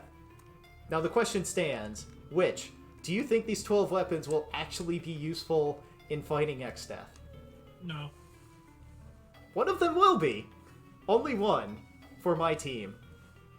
I will pick up 2, maybe 3 more. Aside from that, yeah. The sad thing is, like, most of these weapons can be replaced with other stuff just sort of found out in the world, and the only thing good about them is their unique effects, many of which I can replicate with Bard and Chemist. So, there's only one thing for me really left to do. Like, the one missable song in the entire game is here. It's Mana's Pain. It allows me to boost my magic stat by singing, as I was already able to boost my speed stat by singing. But it's not particularly useful at the moment, but it's completion. I have Bard. I might as well grab it. So, I have characters. I equipped Ferris, right? Yes, I did. Alright. Remember when he said there were a bunch of evil monsters in the void that got released? Well, there weren't encounters on the world map. Until... Now there is. Yes. Oh my god, what is that spiky... I love it. The adorable, cute, spiky pink thing. Yeah, the hedgehog. Yeah. So, this is all that's left of the Great Forest of Moor. This one tree, the Guardian Tree. Oops. It has been replaced by the Great Desert of Moor and the Great Pyramid of Moor. You know what they say, whenever you feel like you're lacking something, just add more to it. Gonna fast forward through this cutscene. So, in World 1, this was a desert of constantly moving sand, but now, since the Earth Crystal has been destroyed, it's not moving anymore. Goodbye, scorpions. Or desert feeds. So this is Moor. I was here, sort of, at the start of the stream. Hidden in Moor is the most powerful weapon in the game. It's time to retrieve it. Oh, good. It's hidden in a hedge maze in the forest.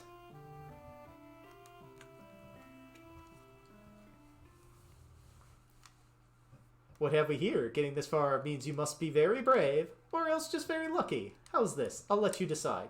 Think you're brave? Take what's in the crate on the left. If you're a coward, take what's in the one on the right. What's it gonna be? I am a coward.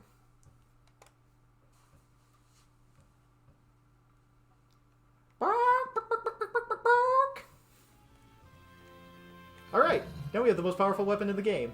I picked up the chicken knife. The chicken knife is powered by fear and how many battles you have run away from. So, let us take a look at the power of the chicken knife. 92! I have run from 184 or 185 battles up to this point in the game. The chicken knife will continue to increase in power until it hits 128 or 127, I think. In addition to that, it gives 7 agility, or 5 agility. The only downside to the chicken knife is that every time you swing it, there's a 1/4 chance of you running away. From the back row, it is not particularly impressive, but it will be impressive eventually. I believe, actually, that the big downside is that there's only one of them.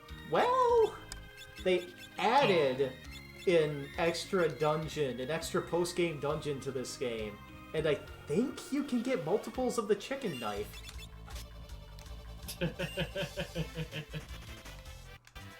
So yeah, the chicken knife may be part of my arsenal eventually.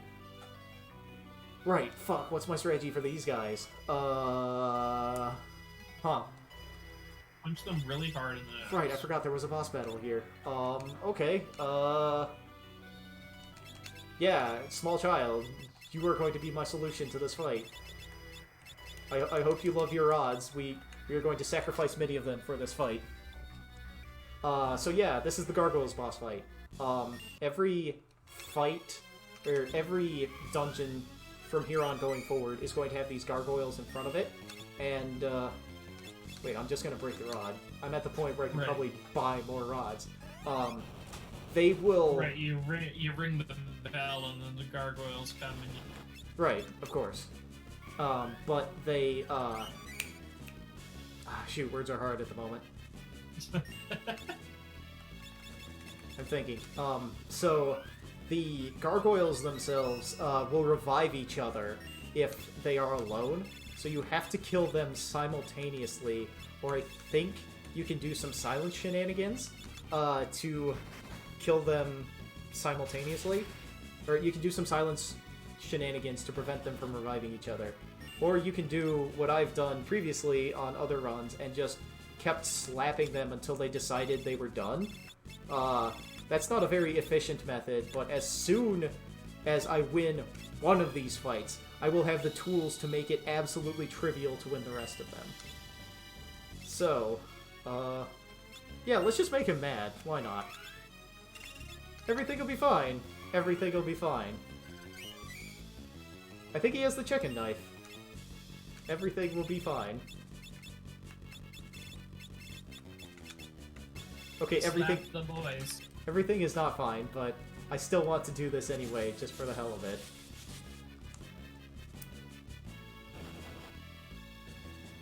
Okay, well, she's done singing Speed Up, but haha, check this out, I can keep singing. But yeah, haste stacked with songs will make things go incredibly fast. Okay, hit that guy for a good amount of damage. I need to spread the damage. I forgot what type of rod I equipped. Frost Rod, Blizzara. He's dead. Oops.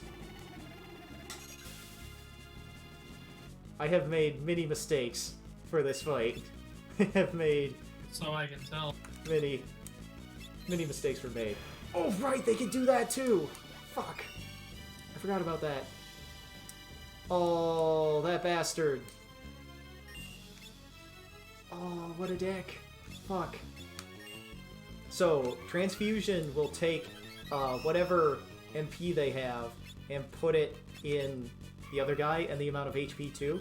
So that first gargoyle up in the front there is doing kinda okay, but the other one has revived at full health. Fuck. Welcome back, Ludic. How's it going, Ludic? I did... Yeah, I think... Poorly. Yeah, I just want to take another run at this fight, I think. I think that's going to be my play. I'm just going to... Yeah, okay, I need to take this a lot more seriously. Okay, so let's review. The gargoyles themselves only do physical attacks, and they're just kind of annoying in the meantime. So if I can set up two people to fight quick and also, like, keep protections up as they go, I should be able to win this fight. What level of white magic do you have? 6. Perfect. So my intention at this point is... Dancing Dagger? Yes, this is fine. I am going to set up... No, I want the Power Arm one. I'm going to set up Kryl and the other one, words are hard, Ferris, to be DPS. They are just going to randomly swing. I'm going to give them Berserk. I am going to give them Shell, Protect, Blink. Bartz is going to do... Okay, wait, maybe that's not the best idea. Bartz and Kryl should be DPS. Unequip all. No. Unequip all. Unequip all. Okay, and what I'm going to do, I'm going to give you... I should load him up first. Dancing Dagger. Oh, right. He can't equip all of the hit hard gear. That'll have to be enough. Can you equip the Twist Headband and the Power Sash? Yes. Okay. Okay, so my plan at this point is to cast spells to set up my protection, and then just get the small child mad so she swings as DPS. That is how I'm going to clear this fight. I am running low on, like, the prime mix ingredients that would make this fight easy, but as soon as I can complete just this one fight, everything will be smooth sailing from here. Alright, let's get Protect up because it sort of helps a little bit.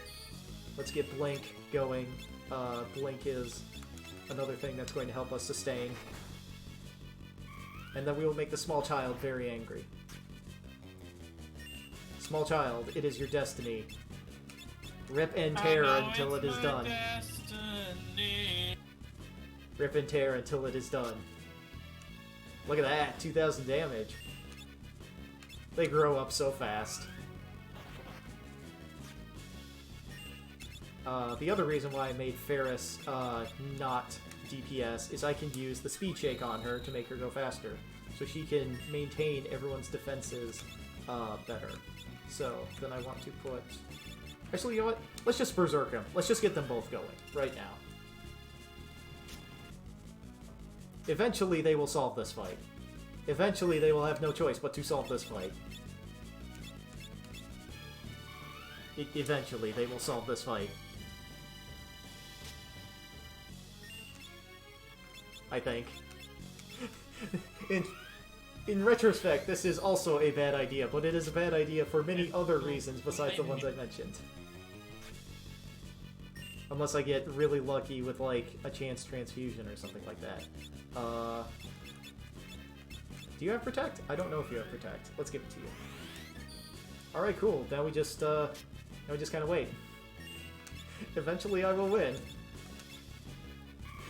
This is the problem of how I played this game, of deciding to just go fast and not really do the expected prep work. We end up in situations like this, where I'm just clowning on these guys, but can't do all that much of anything. Oops. So, Witch, how's your day going? My day is going pretty good. I'm exploring this new on Twitch, and it's very interesting. This new what on Twitch? There's a new mod view for moderating chat. Yeah, I did see that. How do I make somebody a mod? I can make you a mod in my stream chat, and then we can test it on, Ludic. Yeah, I can ban Ludic. Yeah, well, okay, maybe not ban him, but, like, time him out for, like, 10 seconds or something, I don't know. How do I use the mod features? Alright, kill him. Come on, get him. Yeah! We won! Alright, cool, perfect. I am proud of you. We did it. We cheesed through the fight. I expected that to go for longer than it did. I'm very sorry, Ludic. I'm sorry, Ludic. You will not have your chance to get banned tonight. Alright, so it's time for the Great Pyramid of Moor. Known as the Great Pyramid of Moor because it's a pyramid, and it's great. We all love it in the pyramid.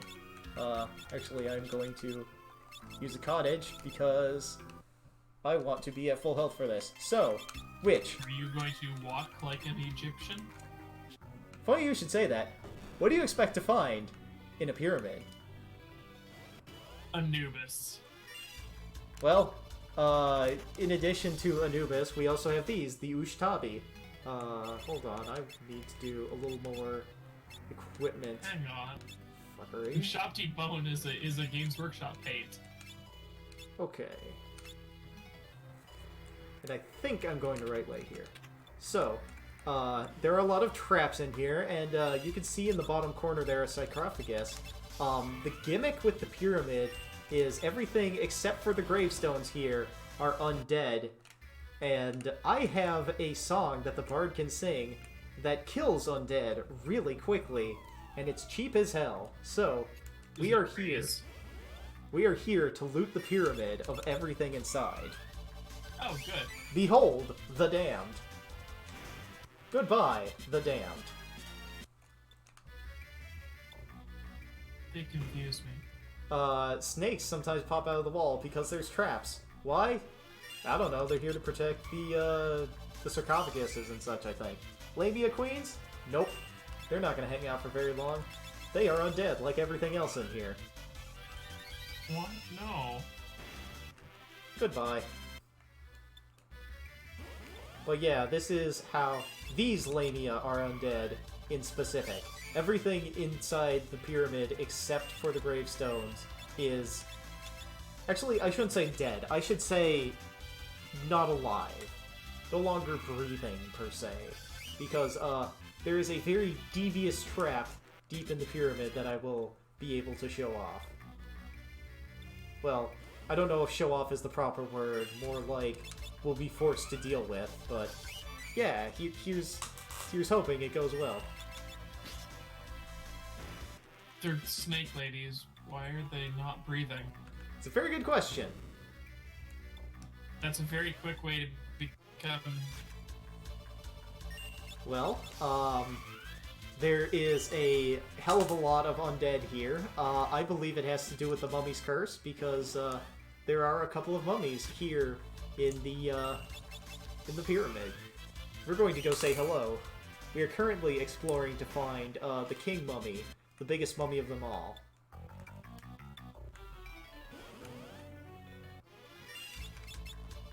You know, I'm happy to have battles that I can easily win, but, like, I would like to go just a hair faster so I could show them off, you know? Is the king heavy? It doesn't matter whether the king is heavy or not. I am going to sing him until he explodes. I am just going to sing the Requiem, and eventually he will die. That is how this fight is going to go. Ooh, the mummy's curse. The Grand Mummy is here.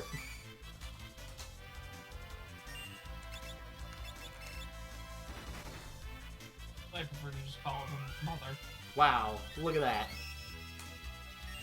He punched that guy really hard. Wow. Damn. We need Kryle to punch the guy really hard. Knocked out in a single blow. Yeah, come on, Bart, you have to do what Kryle did. You just have to show him your cape, and it'll be fine. Come on, it's not hard.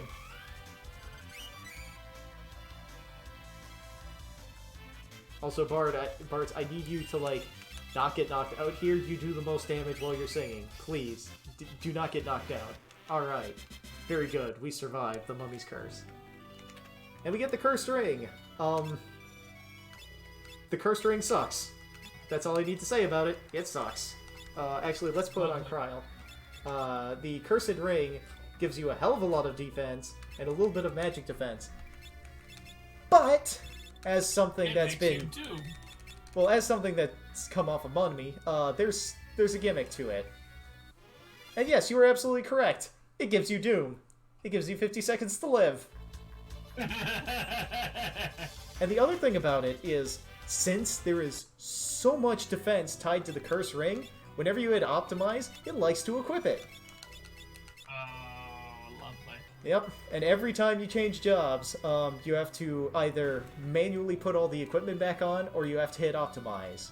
So, very frequently, you will get stuck with the Cursed Ring squarely attached to somebody's finger, and you will be very sad when you discover what has happened. The other fun thing that can happen, so, the Cursed Ring is a lot like the Bone Mail, where, like, it's extremely specific power, but at a cost.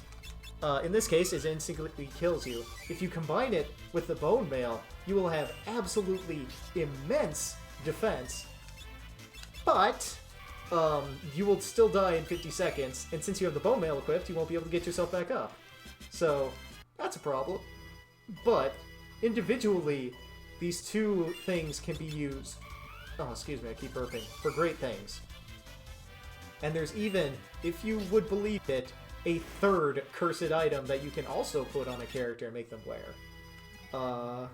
What is the Lamia's Tiara? Can I even put it on? I can. Tiara that inspires the performance of Swords Dance. So, if you are using the Dancing Dagger like I was earlier, or you have the Dancer class, the Lamia's Tiara boosts the chance of using Sword Dance. Sword Dance is a move that quadruples the damage you deal. So, it can get extremely high, extremely quick, but the problem with Dancer is that it is not a... Whoops. Wrong switch. Oh, snake got me. There's a snake in my boot! I keep being distracted. What was I talking about? Snakes and boots. There was something else I was saying, though.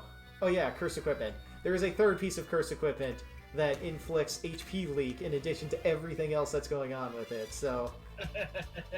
Yeah, you can load yourself up with that, you can give yourself Excalibur, you can just make yourself an absolute mess if you're feeling like it. Final Fantasy V gives you many ways to fuck yourself up. I'm now level 27. Alright. That's a reasonable level to be. Also, hello, Archaeosaur. It's a dragon, but dead. Just like the other dragon that was also dead. Just like Bart, who is dead. Have skin. Yeah, this one doesn't have skin. That makes it a little more threatening. I don't know. Does it have muscles too? You know, there's still some flesh on there, so I think it's got, like, the vestiges of muscles, you know? Oof. He really is not a fan of Bart's. Come on, man, get up. You gotta keep singing. Listen, your encore is still scheduled. You have to get back out there. I don't care how sick you are. I don't care how hard this zombie dragon hits you. As you're speaking, we have a sold-out house tonight, and there will be riots if you're not there. Look, you just have to get on stage. You have to sing a song or two. We can just pipe in the music over the speakers. It's all right. You just have to look like you're mouthing the words. It's fine. Just get up there. Make everything good. Behold the damned. Far enough away that they can't tell that you're lip syncing anyways. Yeah, it'll be fine. Things will be fine. Please, just get back on stage. Continue the set. You gotta finish the set. Alright, from this chest, I picked up a white robe. White robe is among the best defensive items in this game. The only better robe, I think, is the black robe, because instead of boosting stamina, I think it boosts magic a little bit more. But you're going to give it to our tiny toddler. I'm also going to put... Right, somebody else has the gold hairpin. She has the gold hairpin. That's okay. More snakes. I love it. Give me more snakes. The asps. The asps? The asps. Aspis. Aspis. It's like asps, but... It's like ass and piss together, combined. Wow, can't believe it takes the form of a snake. Oh, yeah. Like an asp is it? I am not happy with the Zephyrus. They really do not... They're a very, they're a fight that doesn't like to let go. Are they also women? Yep. Alright, Oh, so, my. the trap is here.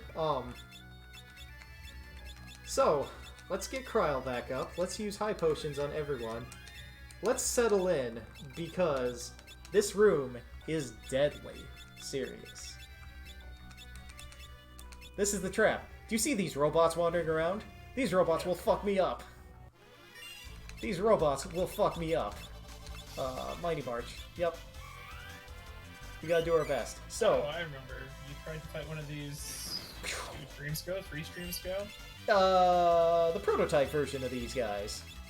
Oh, lovely! Yeah, so these guys are a little bit tougher. I don't think it's easy to escape from these guys, so I gotta just kind of, make do with what I've got going on, you know? Mecha head. Mecha head. Look at that! It's Wave Cannon! It deals half your HP and damage! Wow! It also inflicts HP leaks, so you cannot take 2 of these in a row. Wow. Oh, I thought I had white magic on her. Okay, this would be a bad place to game over. I don't think their AI is set up to... Okay, you will cast Kiraga and keep everyone alive. I don't think their AI is set up to... What's the word I'm looking for? Use the Wave Cannon twice in a row. I don't think they can do that. I hope they can't do that. I'm praying they can't do that. But our tiny toddler is going to be the one who will be DPSing us through all of this. All praise be to the tiny toddler. Good job, Kryl. You did it. Huzzah. Huzzah. Congratulations on your promotion to most important member of the party. It's going to last until we're out of this room. Because after this room is a save point. All you get from that fight is APB, but at least you get experience out of it. You... Actually, wait, do these guys have the same weak... They might. I have a plan, I think. I may be able to trivialize... I may be able to soothe the Savage Beast. Okay. Do you know what love is? No. Apparently not. Do you think love can bloom? Do you think love can bloom even on the battlefield? No. Apparently not. They do not think that love can bloom on the battlefield. Uh-oh. That's a problem. This is a problem. Okay, so the reason why I said that is, the final... robot in the line, Omega, in this game, he is bugged. I think in a couple of games he is bugged. He can... Actually, wait, no, he's not bugged, not for this interaction. He can be inflicted with the status condition, stop. stop resets the ATB bar and allows you to do anything else. So, bards, like Bart's up there, can soothe the savage beast by singing to them and get it to stop its mechanical rampage. However, it doesn't seem to work on these prototype versions of him, or these, like, you know, reasonably strong duplicates. Don't mind me, just equipping a fire rod, it's time to fight another mummy. It's time to complete the cursed set.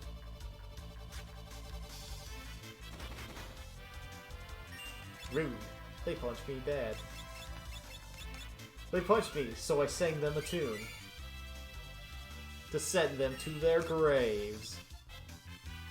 She's out of MP. That's bad, right? We need that, right? I need that, yeah. The nice thing about Chemist is it doubles the power of any restoratives used, but I'm probably going to get slapped again before the battle ends, so...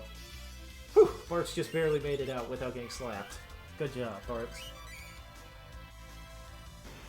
So yeah, anyway, mummies, Slap they're that here. base. Slap. There's the Thornlet. The Thornlet is a crown. It's a helmet. I guess she can't equip it. Can you equip Thornlet? No. Can you equip... No. Nobody can equip it. Wow. What a bad item. Acceptable. Unacceptable. I think it's acceptable. I don't approve of this. Who did this? Who's responsible? Take me to your manager. Was it you, ass piss? I can't believe you've done this to me, ass piss. How dare you betray me like this?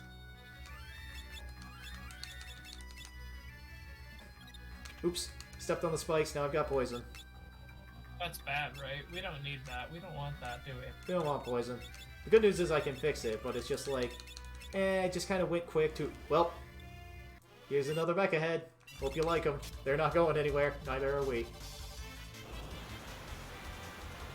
Yeah. Alright, let's actually put the Thunder Rod back on so I can continue the fight. There we go. And we'll cast Thundara at it, and I'll drop more Ethers into Cryle. Cryle. So I don't know if you know what Ether is, but Ether is like a gas, and I think it can be used as like, what's the word I'm looking for? Like an anesthetic at like a doctor's office or something, or the dentist. So like, yeah.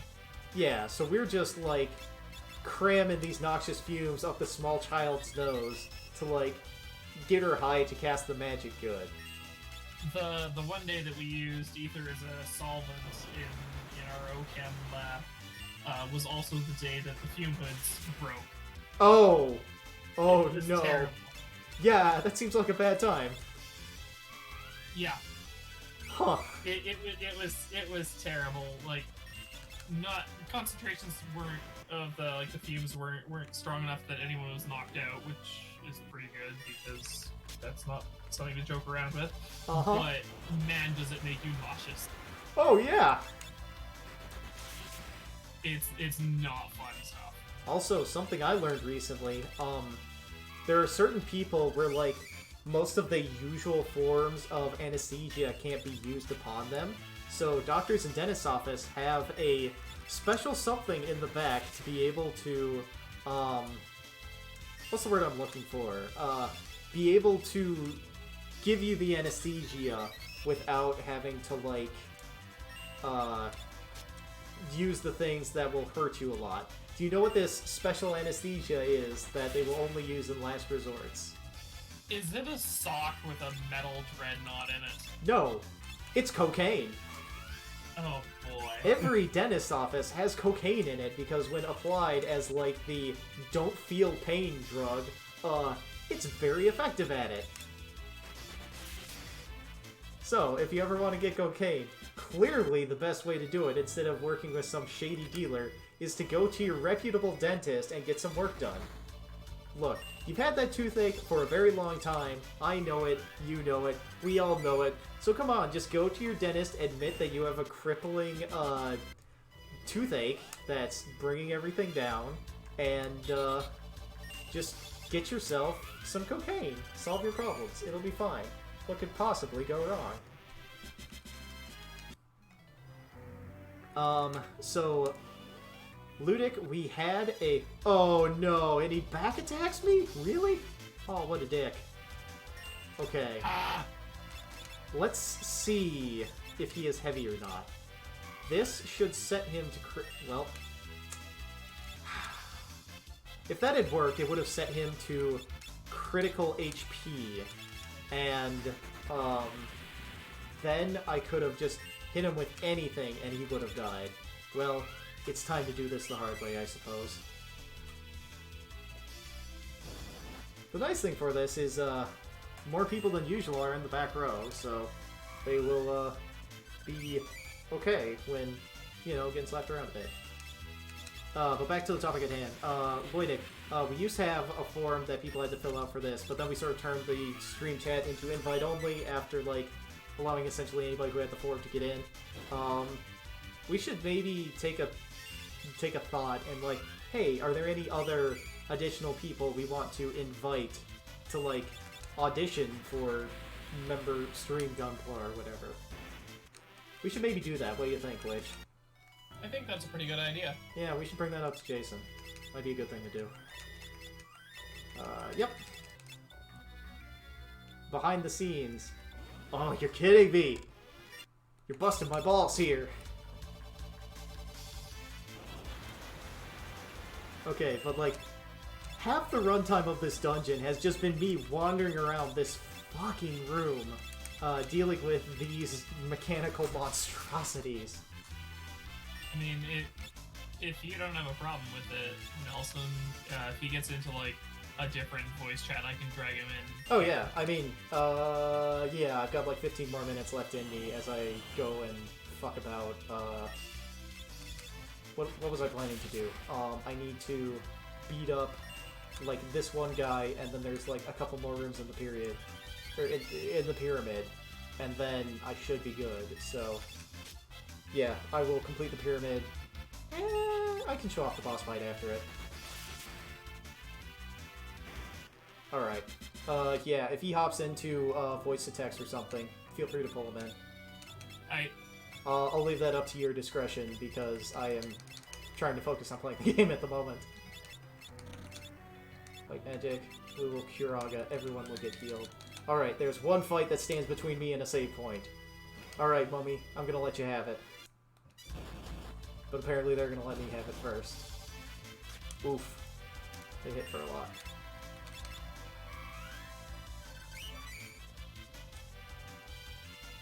Alright, you should be able to talk now. Yeah. Does he have to get unserver muted because he doesn't have, like, the Stream Gunpla on air roll? I did unserver mute. Alright, perfect. Oh, did he disappear? No, he has unmuted himself. I needed to turn push to talk on. Okay. Yeah, that's another thing that we've got. I've circumvented in the past by just, like, manually disabling people's server mutes, but yeah. Hello, how's it going? Not bad. Okay. Nate has maxed out Bard, so I should put him in something else so he's working towards anything.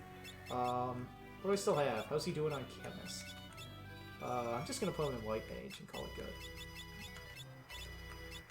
Yeah, I haven't had much reason to, like, fuck about with jobs at this point in the game, because, like, you know, nobody has anything worth using, but at the same time, like, I want to keep building up towards something, so yeah, I guess this is my party for the short term.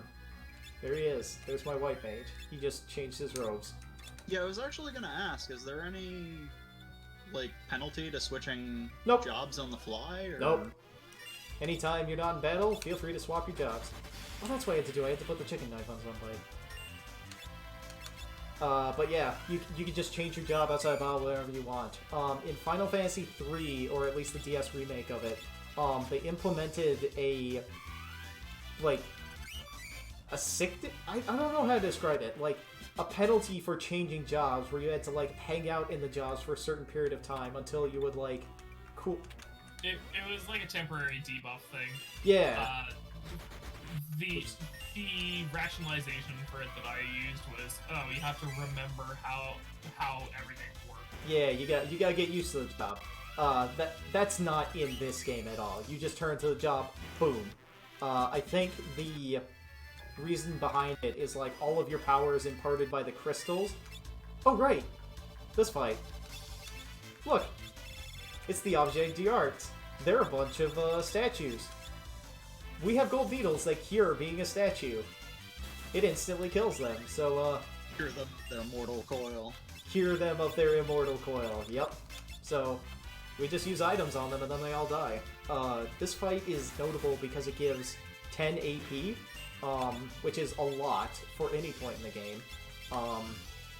If you have a blue mage, you can use the spell level 5 Death, and that just instantly kills all of these guys. Unfortunately, I do not have a blue mage because of job restrictions, so I do not have level 5 Death, and these guys just sort of get to stare at me for a little bit while I burn precious, precious needles on them. The most valuable of resource. Money.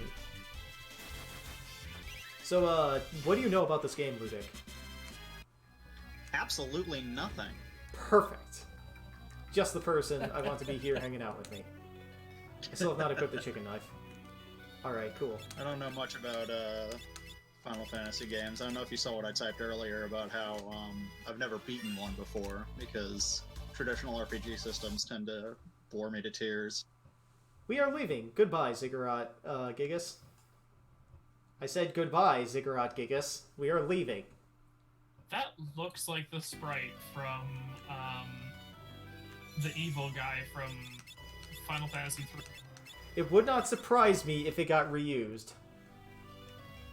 Actually, yeah, that would make sense because they're both SNES titles. Yep. Well, I guess it's which evil guy from Final Fantasy 3, because there's a succession of them, right? The guy with an X, Xande. Xande? Because see, I was thinking it would be Jin. Actually, wait, no. Final Fantasy 3 came out on the NES, I think. Yeah, it came out on the NES. And then 4 was the first one on the SNES. Yeah. Oh yeah, yeah, it was, wasn't it? Come on, where's that hidden passage? I know it's here somewhere. There it is. Only RPGs I played when I was younger are Oh, not you again. Pokemon and Paper Mario, and I guess Phantasy Star Online if you count that. I guess I was probably confused. I got wrecked. Ha ha ha. Game over. That sprite reminded me of him, but his sprite in the original game or the DS remake is nothing. Yeah, it's just absolutely ridiculous. Isn't there, like, a dude named Ifrit or Jin or something like that? In what, sorry? In Final Fantasy 3? You cut out in the middle of that. Isn't there an enemy called Ifrit or Jin in Final Fantasy 3? Yes, both.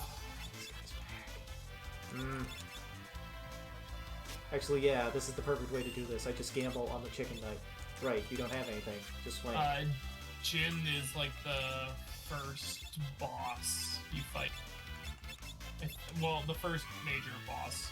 Yeah, because he, like, fucks about in the Dwarven City or whatever. Oh, you summoned him again? Come on. Please, work with me. I just want to go. I don't want to be in the pyramid anymore. Well, okay, I kind of want to be in the pyramid still, but not really. Yeah, I think the last major RPG I played was, what was it, the Trails series? I've heard good things about the Trails series. Yeah, I've beaten Cold Steel 1 and 2, and I haven't played all the way through Sky yet. I've heard that Cold Steel eventually has mechs in it, right? Yes, it does. I've also heard that they are, like, a little bit out of place or something? They're kind of ancient Magitech more than, like... Oh boy. Gundams.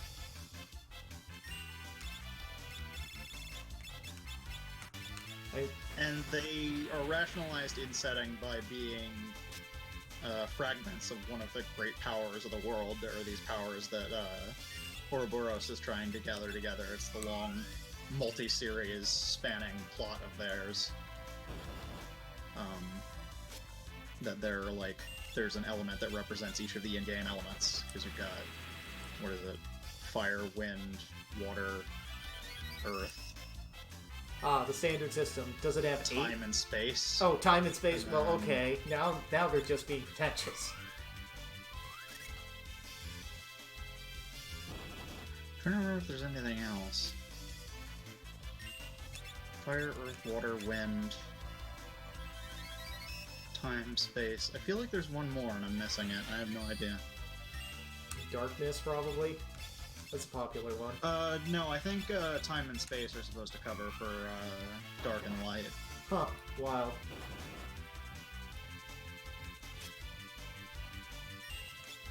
And then this fight grinds to a halt because this is the kind of fight where they just do not want you to leave. Very rude. Not a fan. I just looked it up. The last one is Mirage. Interesting. What's the difference between, like, Mirage and space and such, right? Like, yay, we finally got out of there. Nice. If I remember correctly, Mirage is more about, Steel like, Fist. status conditions and stuff. That I can believe. Whereas space tends to deal Can I with escape from this fight? Yes, I can. Okay. like movement speed and attack speed and things like that. The chicken knife will be dangerous here, so I should not be swinging it. Unfortunately, I am an idiot, and I will be swinging the chicken knife. Let's see, in Trails in the Sky 1, Earth mainly dealt with defense, as well as a few statuses like Petrify and Poison. Water dealt with healing, as well as mental stats. Fire was attack, and then Confuse and Seal and stuff like that. Wind was evasion, and shielding. Mirage is AP gain, so you could make more movements in a turn. Okay. As well as blind and death blow. Space was EP cut, which is makes spells easier to cast, makes them cheaper, and also movement bonuses, so you can move farther in a given turn. And then space was I got space and Mirage confused. Space is the casting one. Mirage has EP gain and accuracy increase. Should not have messed with this fight. I'm getting my ass kicked. So, like, I heard that, but at the same time, like, I'm busy worried about getting my ass kicked. Sorry about that. No problem. There's actually a quick overview here that I didn't see. Earth allows earth magic and is useful when altering strength or defense. Blue allows the use of water or cold, plus has healing. Red allows the use of fire, or the alteration of offensive abilities. Wind allows the use of wind attacks with the added advantage of speed. Time warps the speed of time. Space affects the physical world, travel time, and distance. And Mirage alters perception and cognition. Well, of course it alters the perception of time and space. How foolish of me. Steel Fist, please stop punching me. I know you're an encounter from, like, 3 or 4 dungeons in the future, but please, my family is dying. I just need to beat you up and I can continue on. Please, just let me go. Sirs. Please. Please, I have a family.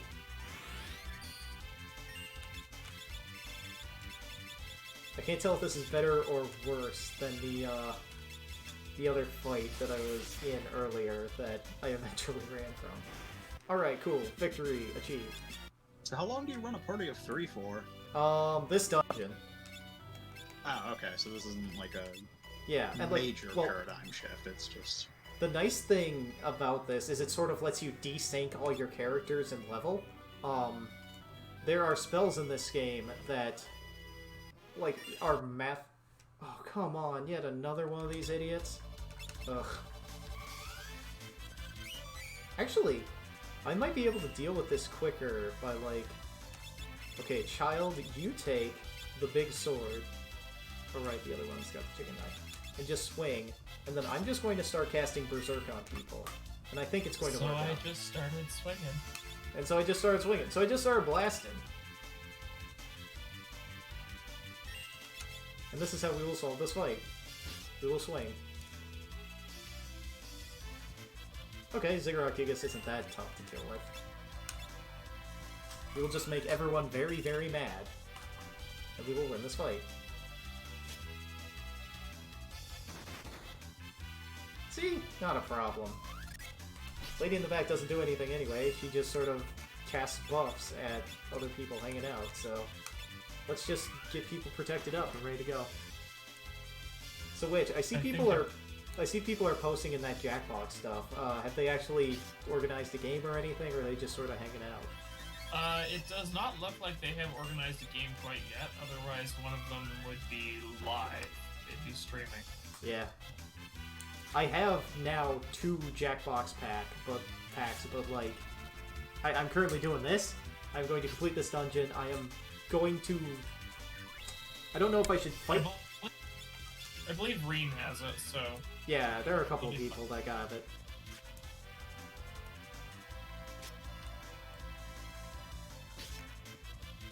We're safe in this fight. I can just run from it at this point. Hopefully. Finally. I just had to make myself effectively invincible, and then I could... Wait.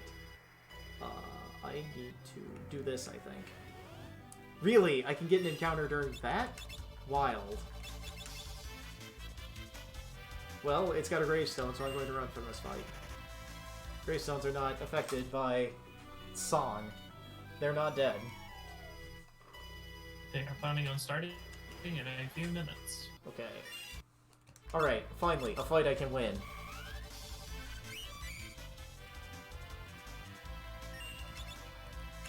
Where is the Flame Rod? Flame Rod. Wow, I am running, like, dangerously low on all of these rods that I just keep snapping. I should have bought many more than I did. And wow, the rod really does nothing. Wow. Huh. Well, I got Dark Matter from that. Dark Matter's good because it's a mix ingredient. Okay, I want to lock in all of this progress. I don't want to get my ass beat again and have to reset and grab all that stuff. This room, this last room here, is an absolute nightmare, and I'm not happy that I keep having to repeat it. Chicken Knife, 97 power. It's going. I only have to run from 60 more fights and it'll be at max power. I think I am going to dip to go do the jacking of boxes. Alright, cool. Do you have Jackbox, or have they organized? I do not. Okay. But Reen has it, and Reen is there. Cool. Yeah, this dungeon is nearly done anyway. It's just a lot more sand. So, Fair yeah, enough. have some fun.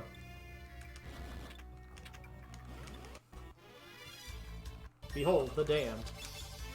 So yeah, I saw somebody, like, let's play a Trails game once, and I bought it on Steam, and then I never played it, so... Which Trails game did you get? Sky 1? Yeah, that's the one that I have on Steam. The other two I have on the Vita.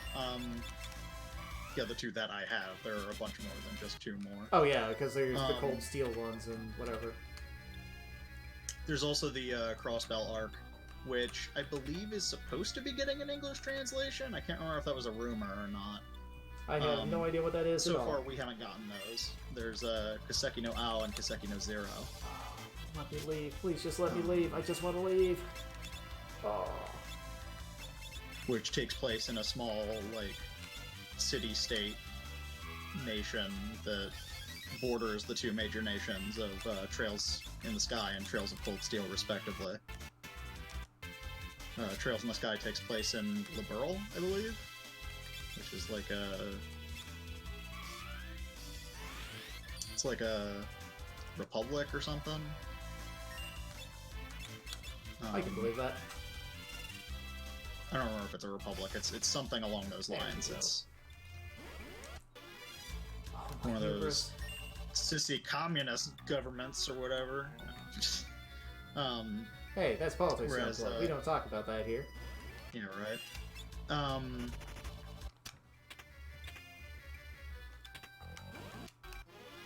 Actually, I can win this fight. Okay. I like how this entire thing in the pyramid now has just devolved into, can I win this fight easily? Yes, no. If no, I'm running. Goodbye. It's just the entirety of this fight. Well, I hope imaginary politics are okay. Maybe they are. Whereas Cold Steel takes place in the Empire of Arabonia. They have a royal family. Was this the correct way to go? And a more rigid, like, nobility system. Oh yeah, now that I can believe. No matter where you go, the royals are there. The aristocracy always takes its due. Oh, for crying out loud, really? You won't let me run? Ugh. Not happy with this lady. She just keeps showing up. She just is not happy to let me go.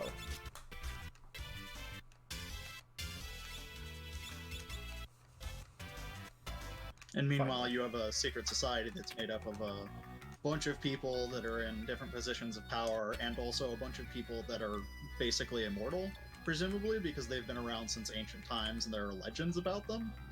Good for them? Why are they immortal? Because really strong, shadowy people trying to do something or another. What do they need to be immortal for? Wait, is this the same organization that, like, is hanging out? Like, is this across all Trails games, or is this just Yes, the one? this is across all Trails games. Oh, cool. Ouroboros is a constant threat looming in the background. The infinite snake, the snake that eats itself. Of course, it's the perfect symbol for the bad guys. I can't remember why they're trying to do bad? reassemble the, of, like, the primal elements or whatever they are.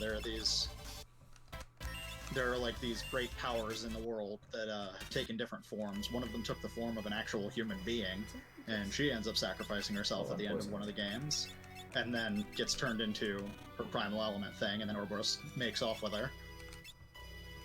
Ouroboros? That kills people. Alright, finally I made it to the top of the pyramid. And now I have taken the slab. Return the slab. Return the slab. But no, I just get it. I'm intended to have it. And then the Dragon King Bahamut wakes up. Why this matters is he was that peninsula that I was on early in the game. He just wakes up. He's huge. Really big.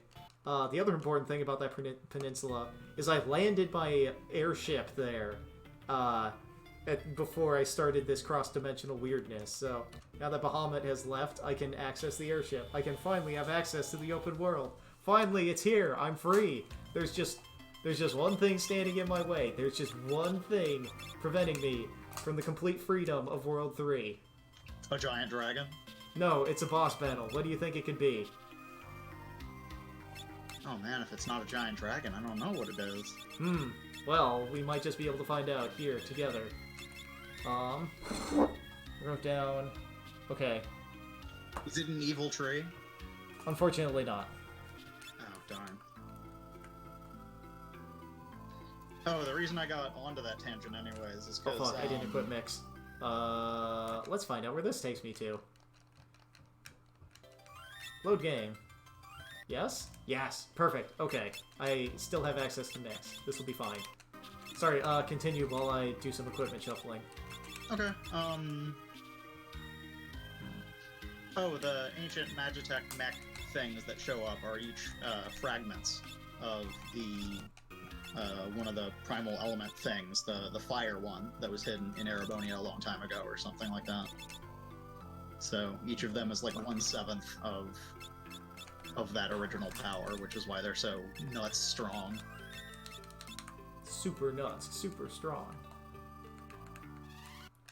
Okay, it's time for a fight. So, remember our fourth party member?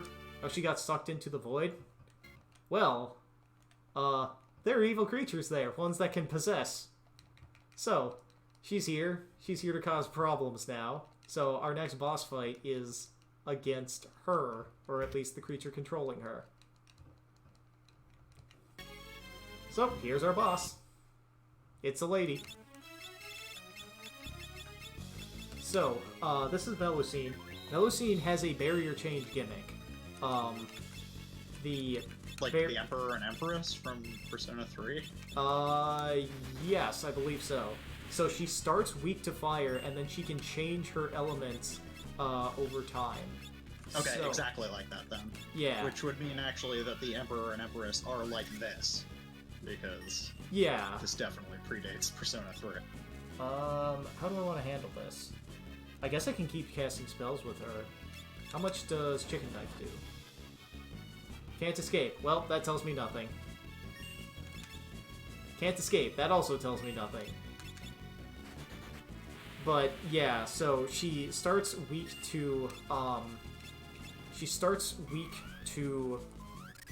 fire, and then she can become weak to blizzard and thunder, and she just sort of rotates between all of those things that she's weak to. The direction she moves off screen when she finally shifts element is the clue as to what she is. But I also have White Mage. I have Libra. I can just peek at her whenever I want and figure it out. Oh, so you don't need to wait for your new Persona user to show up. No, I totally don't. Be able to scan it. I just pick the fight and I just go. I am extremely strong and I can just, like, run over this boss fight. Like, I can hit her weakness so I don't have to wait for the physical weak form. I can just keep swinging with her and casting the spells with the small child, and I will win this fight. It's not difficult. Another way you can do this fight is you can give characters absorption to elements or resistance to the elements that she casts, but if you give your characters reflect, they'll reflect the spells back at her, and she will heal off of them. So, oops, that can be bad. But I've done a couple thousand damage to her. I think she only has 20,000 health, so, like, things are going pretty well at the moment. Multi-target, and then she's going to swap, I believe. Yep, there's Barrier Chain. Alright, so I don't know what direction that is. She's still resistant to physical, so it's one of the magical abilities, so I'll check it with Libra with Cryo, and then I'll start casting whatever spell that is. Wait, Libra. Level 29. Wait, is she Halfway still through. resistant to physical? Vulnerable to light damage before. She was vulnerable to fire damage, and now she's vulnerable to lightning damage. So I am going to swap Cryo from her Fire Rod to her Thunder Rod because those boost the damage of the spells, and then I'm going to cast the spells that make the peoples fall down at her. Yeah, this game is nice, where it has, like, it has equipment that boosts the effectiveness of your magic in it, so, like, even old, outdated junk can still be useful for, like, giving you a boost in specific encounters. Well, that's useful. That barely killed him. Rip. Well, depending upon what she chooses to do next, I might be in trouble. I got greedy. I chose to, do something else instead of just heal. Paris, no, you need to keep swinging. Please. Alright, there's the multi-target. There's the multi-target attack. She's about to swap again. I don't know what that is. Can't escape.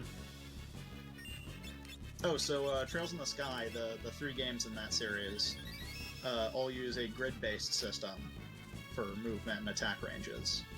And then I believe all of the games after that use a radius, like a distance from characters. Oh, so it's like Chaos Wars. Alright. Do you know what Chaos Wars is? Not particularly. Okay. And one of the major gimmicks of all of the games is that you're charging up, whenever you do anything, you're charging up your super move. It's like a limit break. And you can activate your limit break at any time during your own or an opponent's turn, which means you can use it to interrupt opponents' turns. Can opponents get super moves and interrupt your turns? Not and interrupt your turns. I think some opponents can get super moves, but I don't think they can interrupt you. I've never seen that. Ferris, take the swing. But I've only played 2 of the games all the way through. I really need to sit down and play through Sky. Even if I did, I don't have the second or third one, so I would have to wait until I could get those before I could continue anyways. Okay, then I need Shell to keep him alive. Okay, this fight's going alright. I'm on to, like, the last quarter here, so eventually we'll get through this. Eventually I'll get through this. It's also one of those series that if you like talking to every NPC and checking out their dialogue, you'll love there's this so series many of because them. everyone has something to say. Yeah, I remember seeing, like, an LP of it way back when, and, like, there were so many people that the dude could talk to, and there were so many extra side quests hanging out. I was just like, there's a lot here. There's too much here. Yeah, I don't know about in the Crossbell arc. I think you're part of some police department or something, if I remember, but that could be wrong. But in Trails in the Sky, you're part of the Bracers, which are a sort of adventurers guild that take on jobs for other people. Alright, and how am I doing? Cold Steel, you take on... no, you aren't. You don't have a job. You're a member of an academy, one of their like special class for really talented students or something called Class 7. Bard. Where's Bard? There's Bard. And so for the entire first game, you're going on field trips and stuff. Yay, field trips! Love those. Yeah, she doesn't really need anything else. And you always manage to run into some major villain or something on your field trip and fix something. Well, of course. Really important. Yep. Actually, you take the chicken knife, you give the dancing dagger, I'll give her the chicken knife so she goes first. Alright, so Lena is 2 levels behind everyone else, but that's okay. Totally fine. At least you have a full party again. I have a full party again.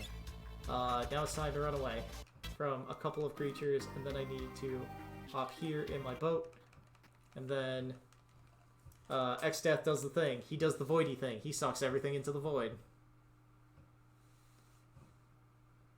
But Does he void you?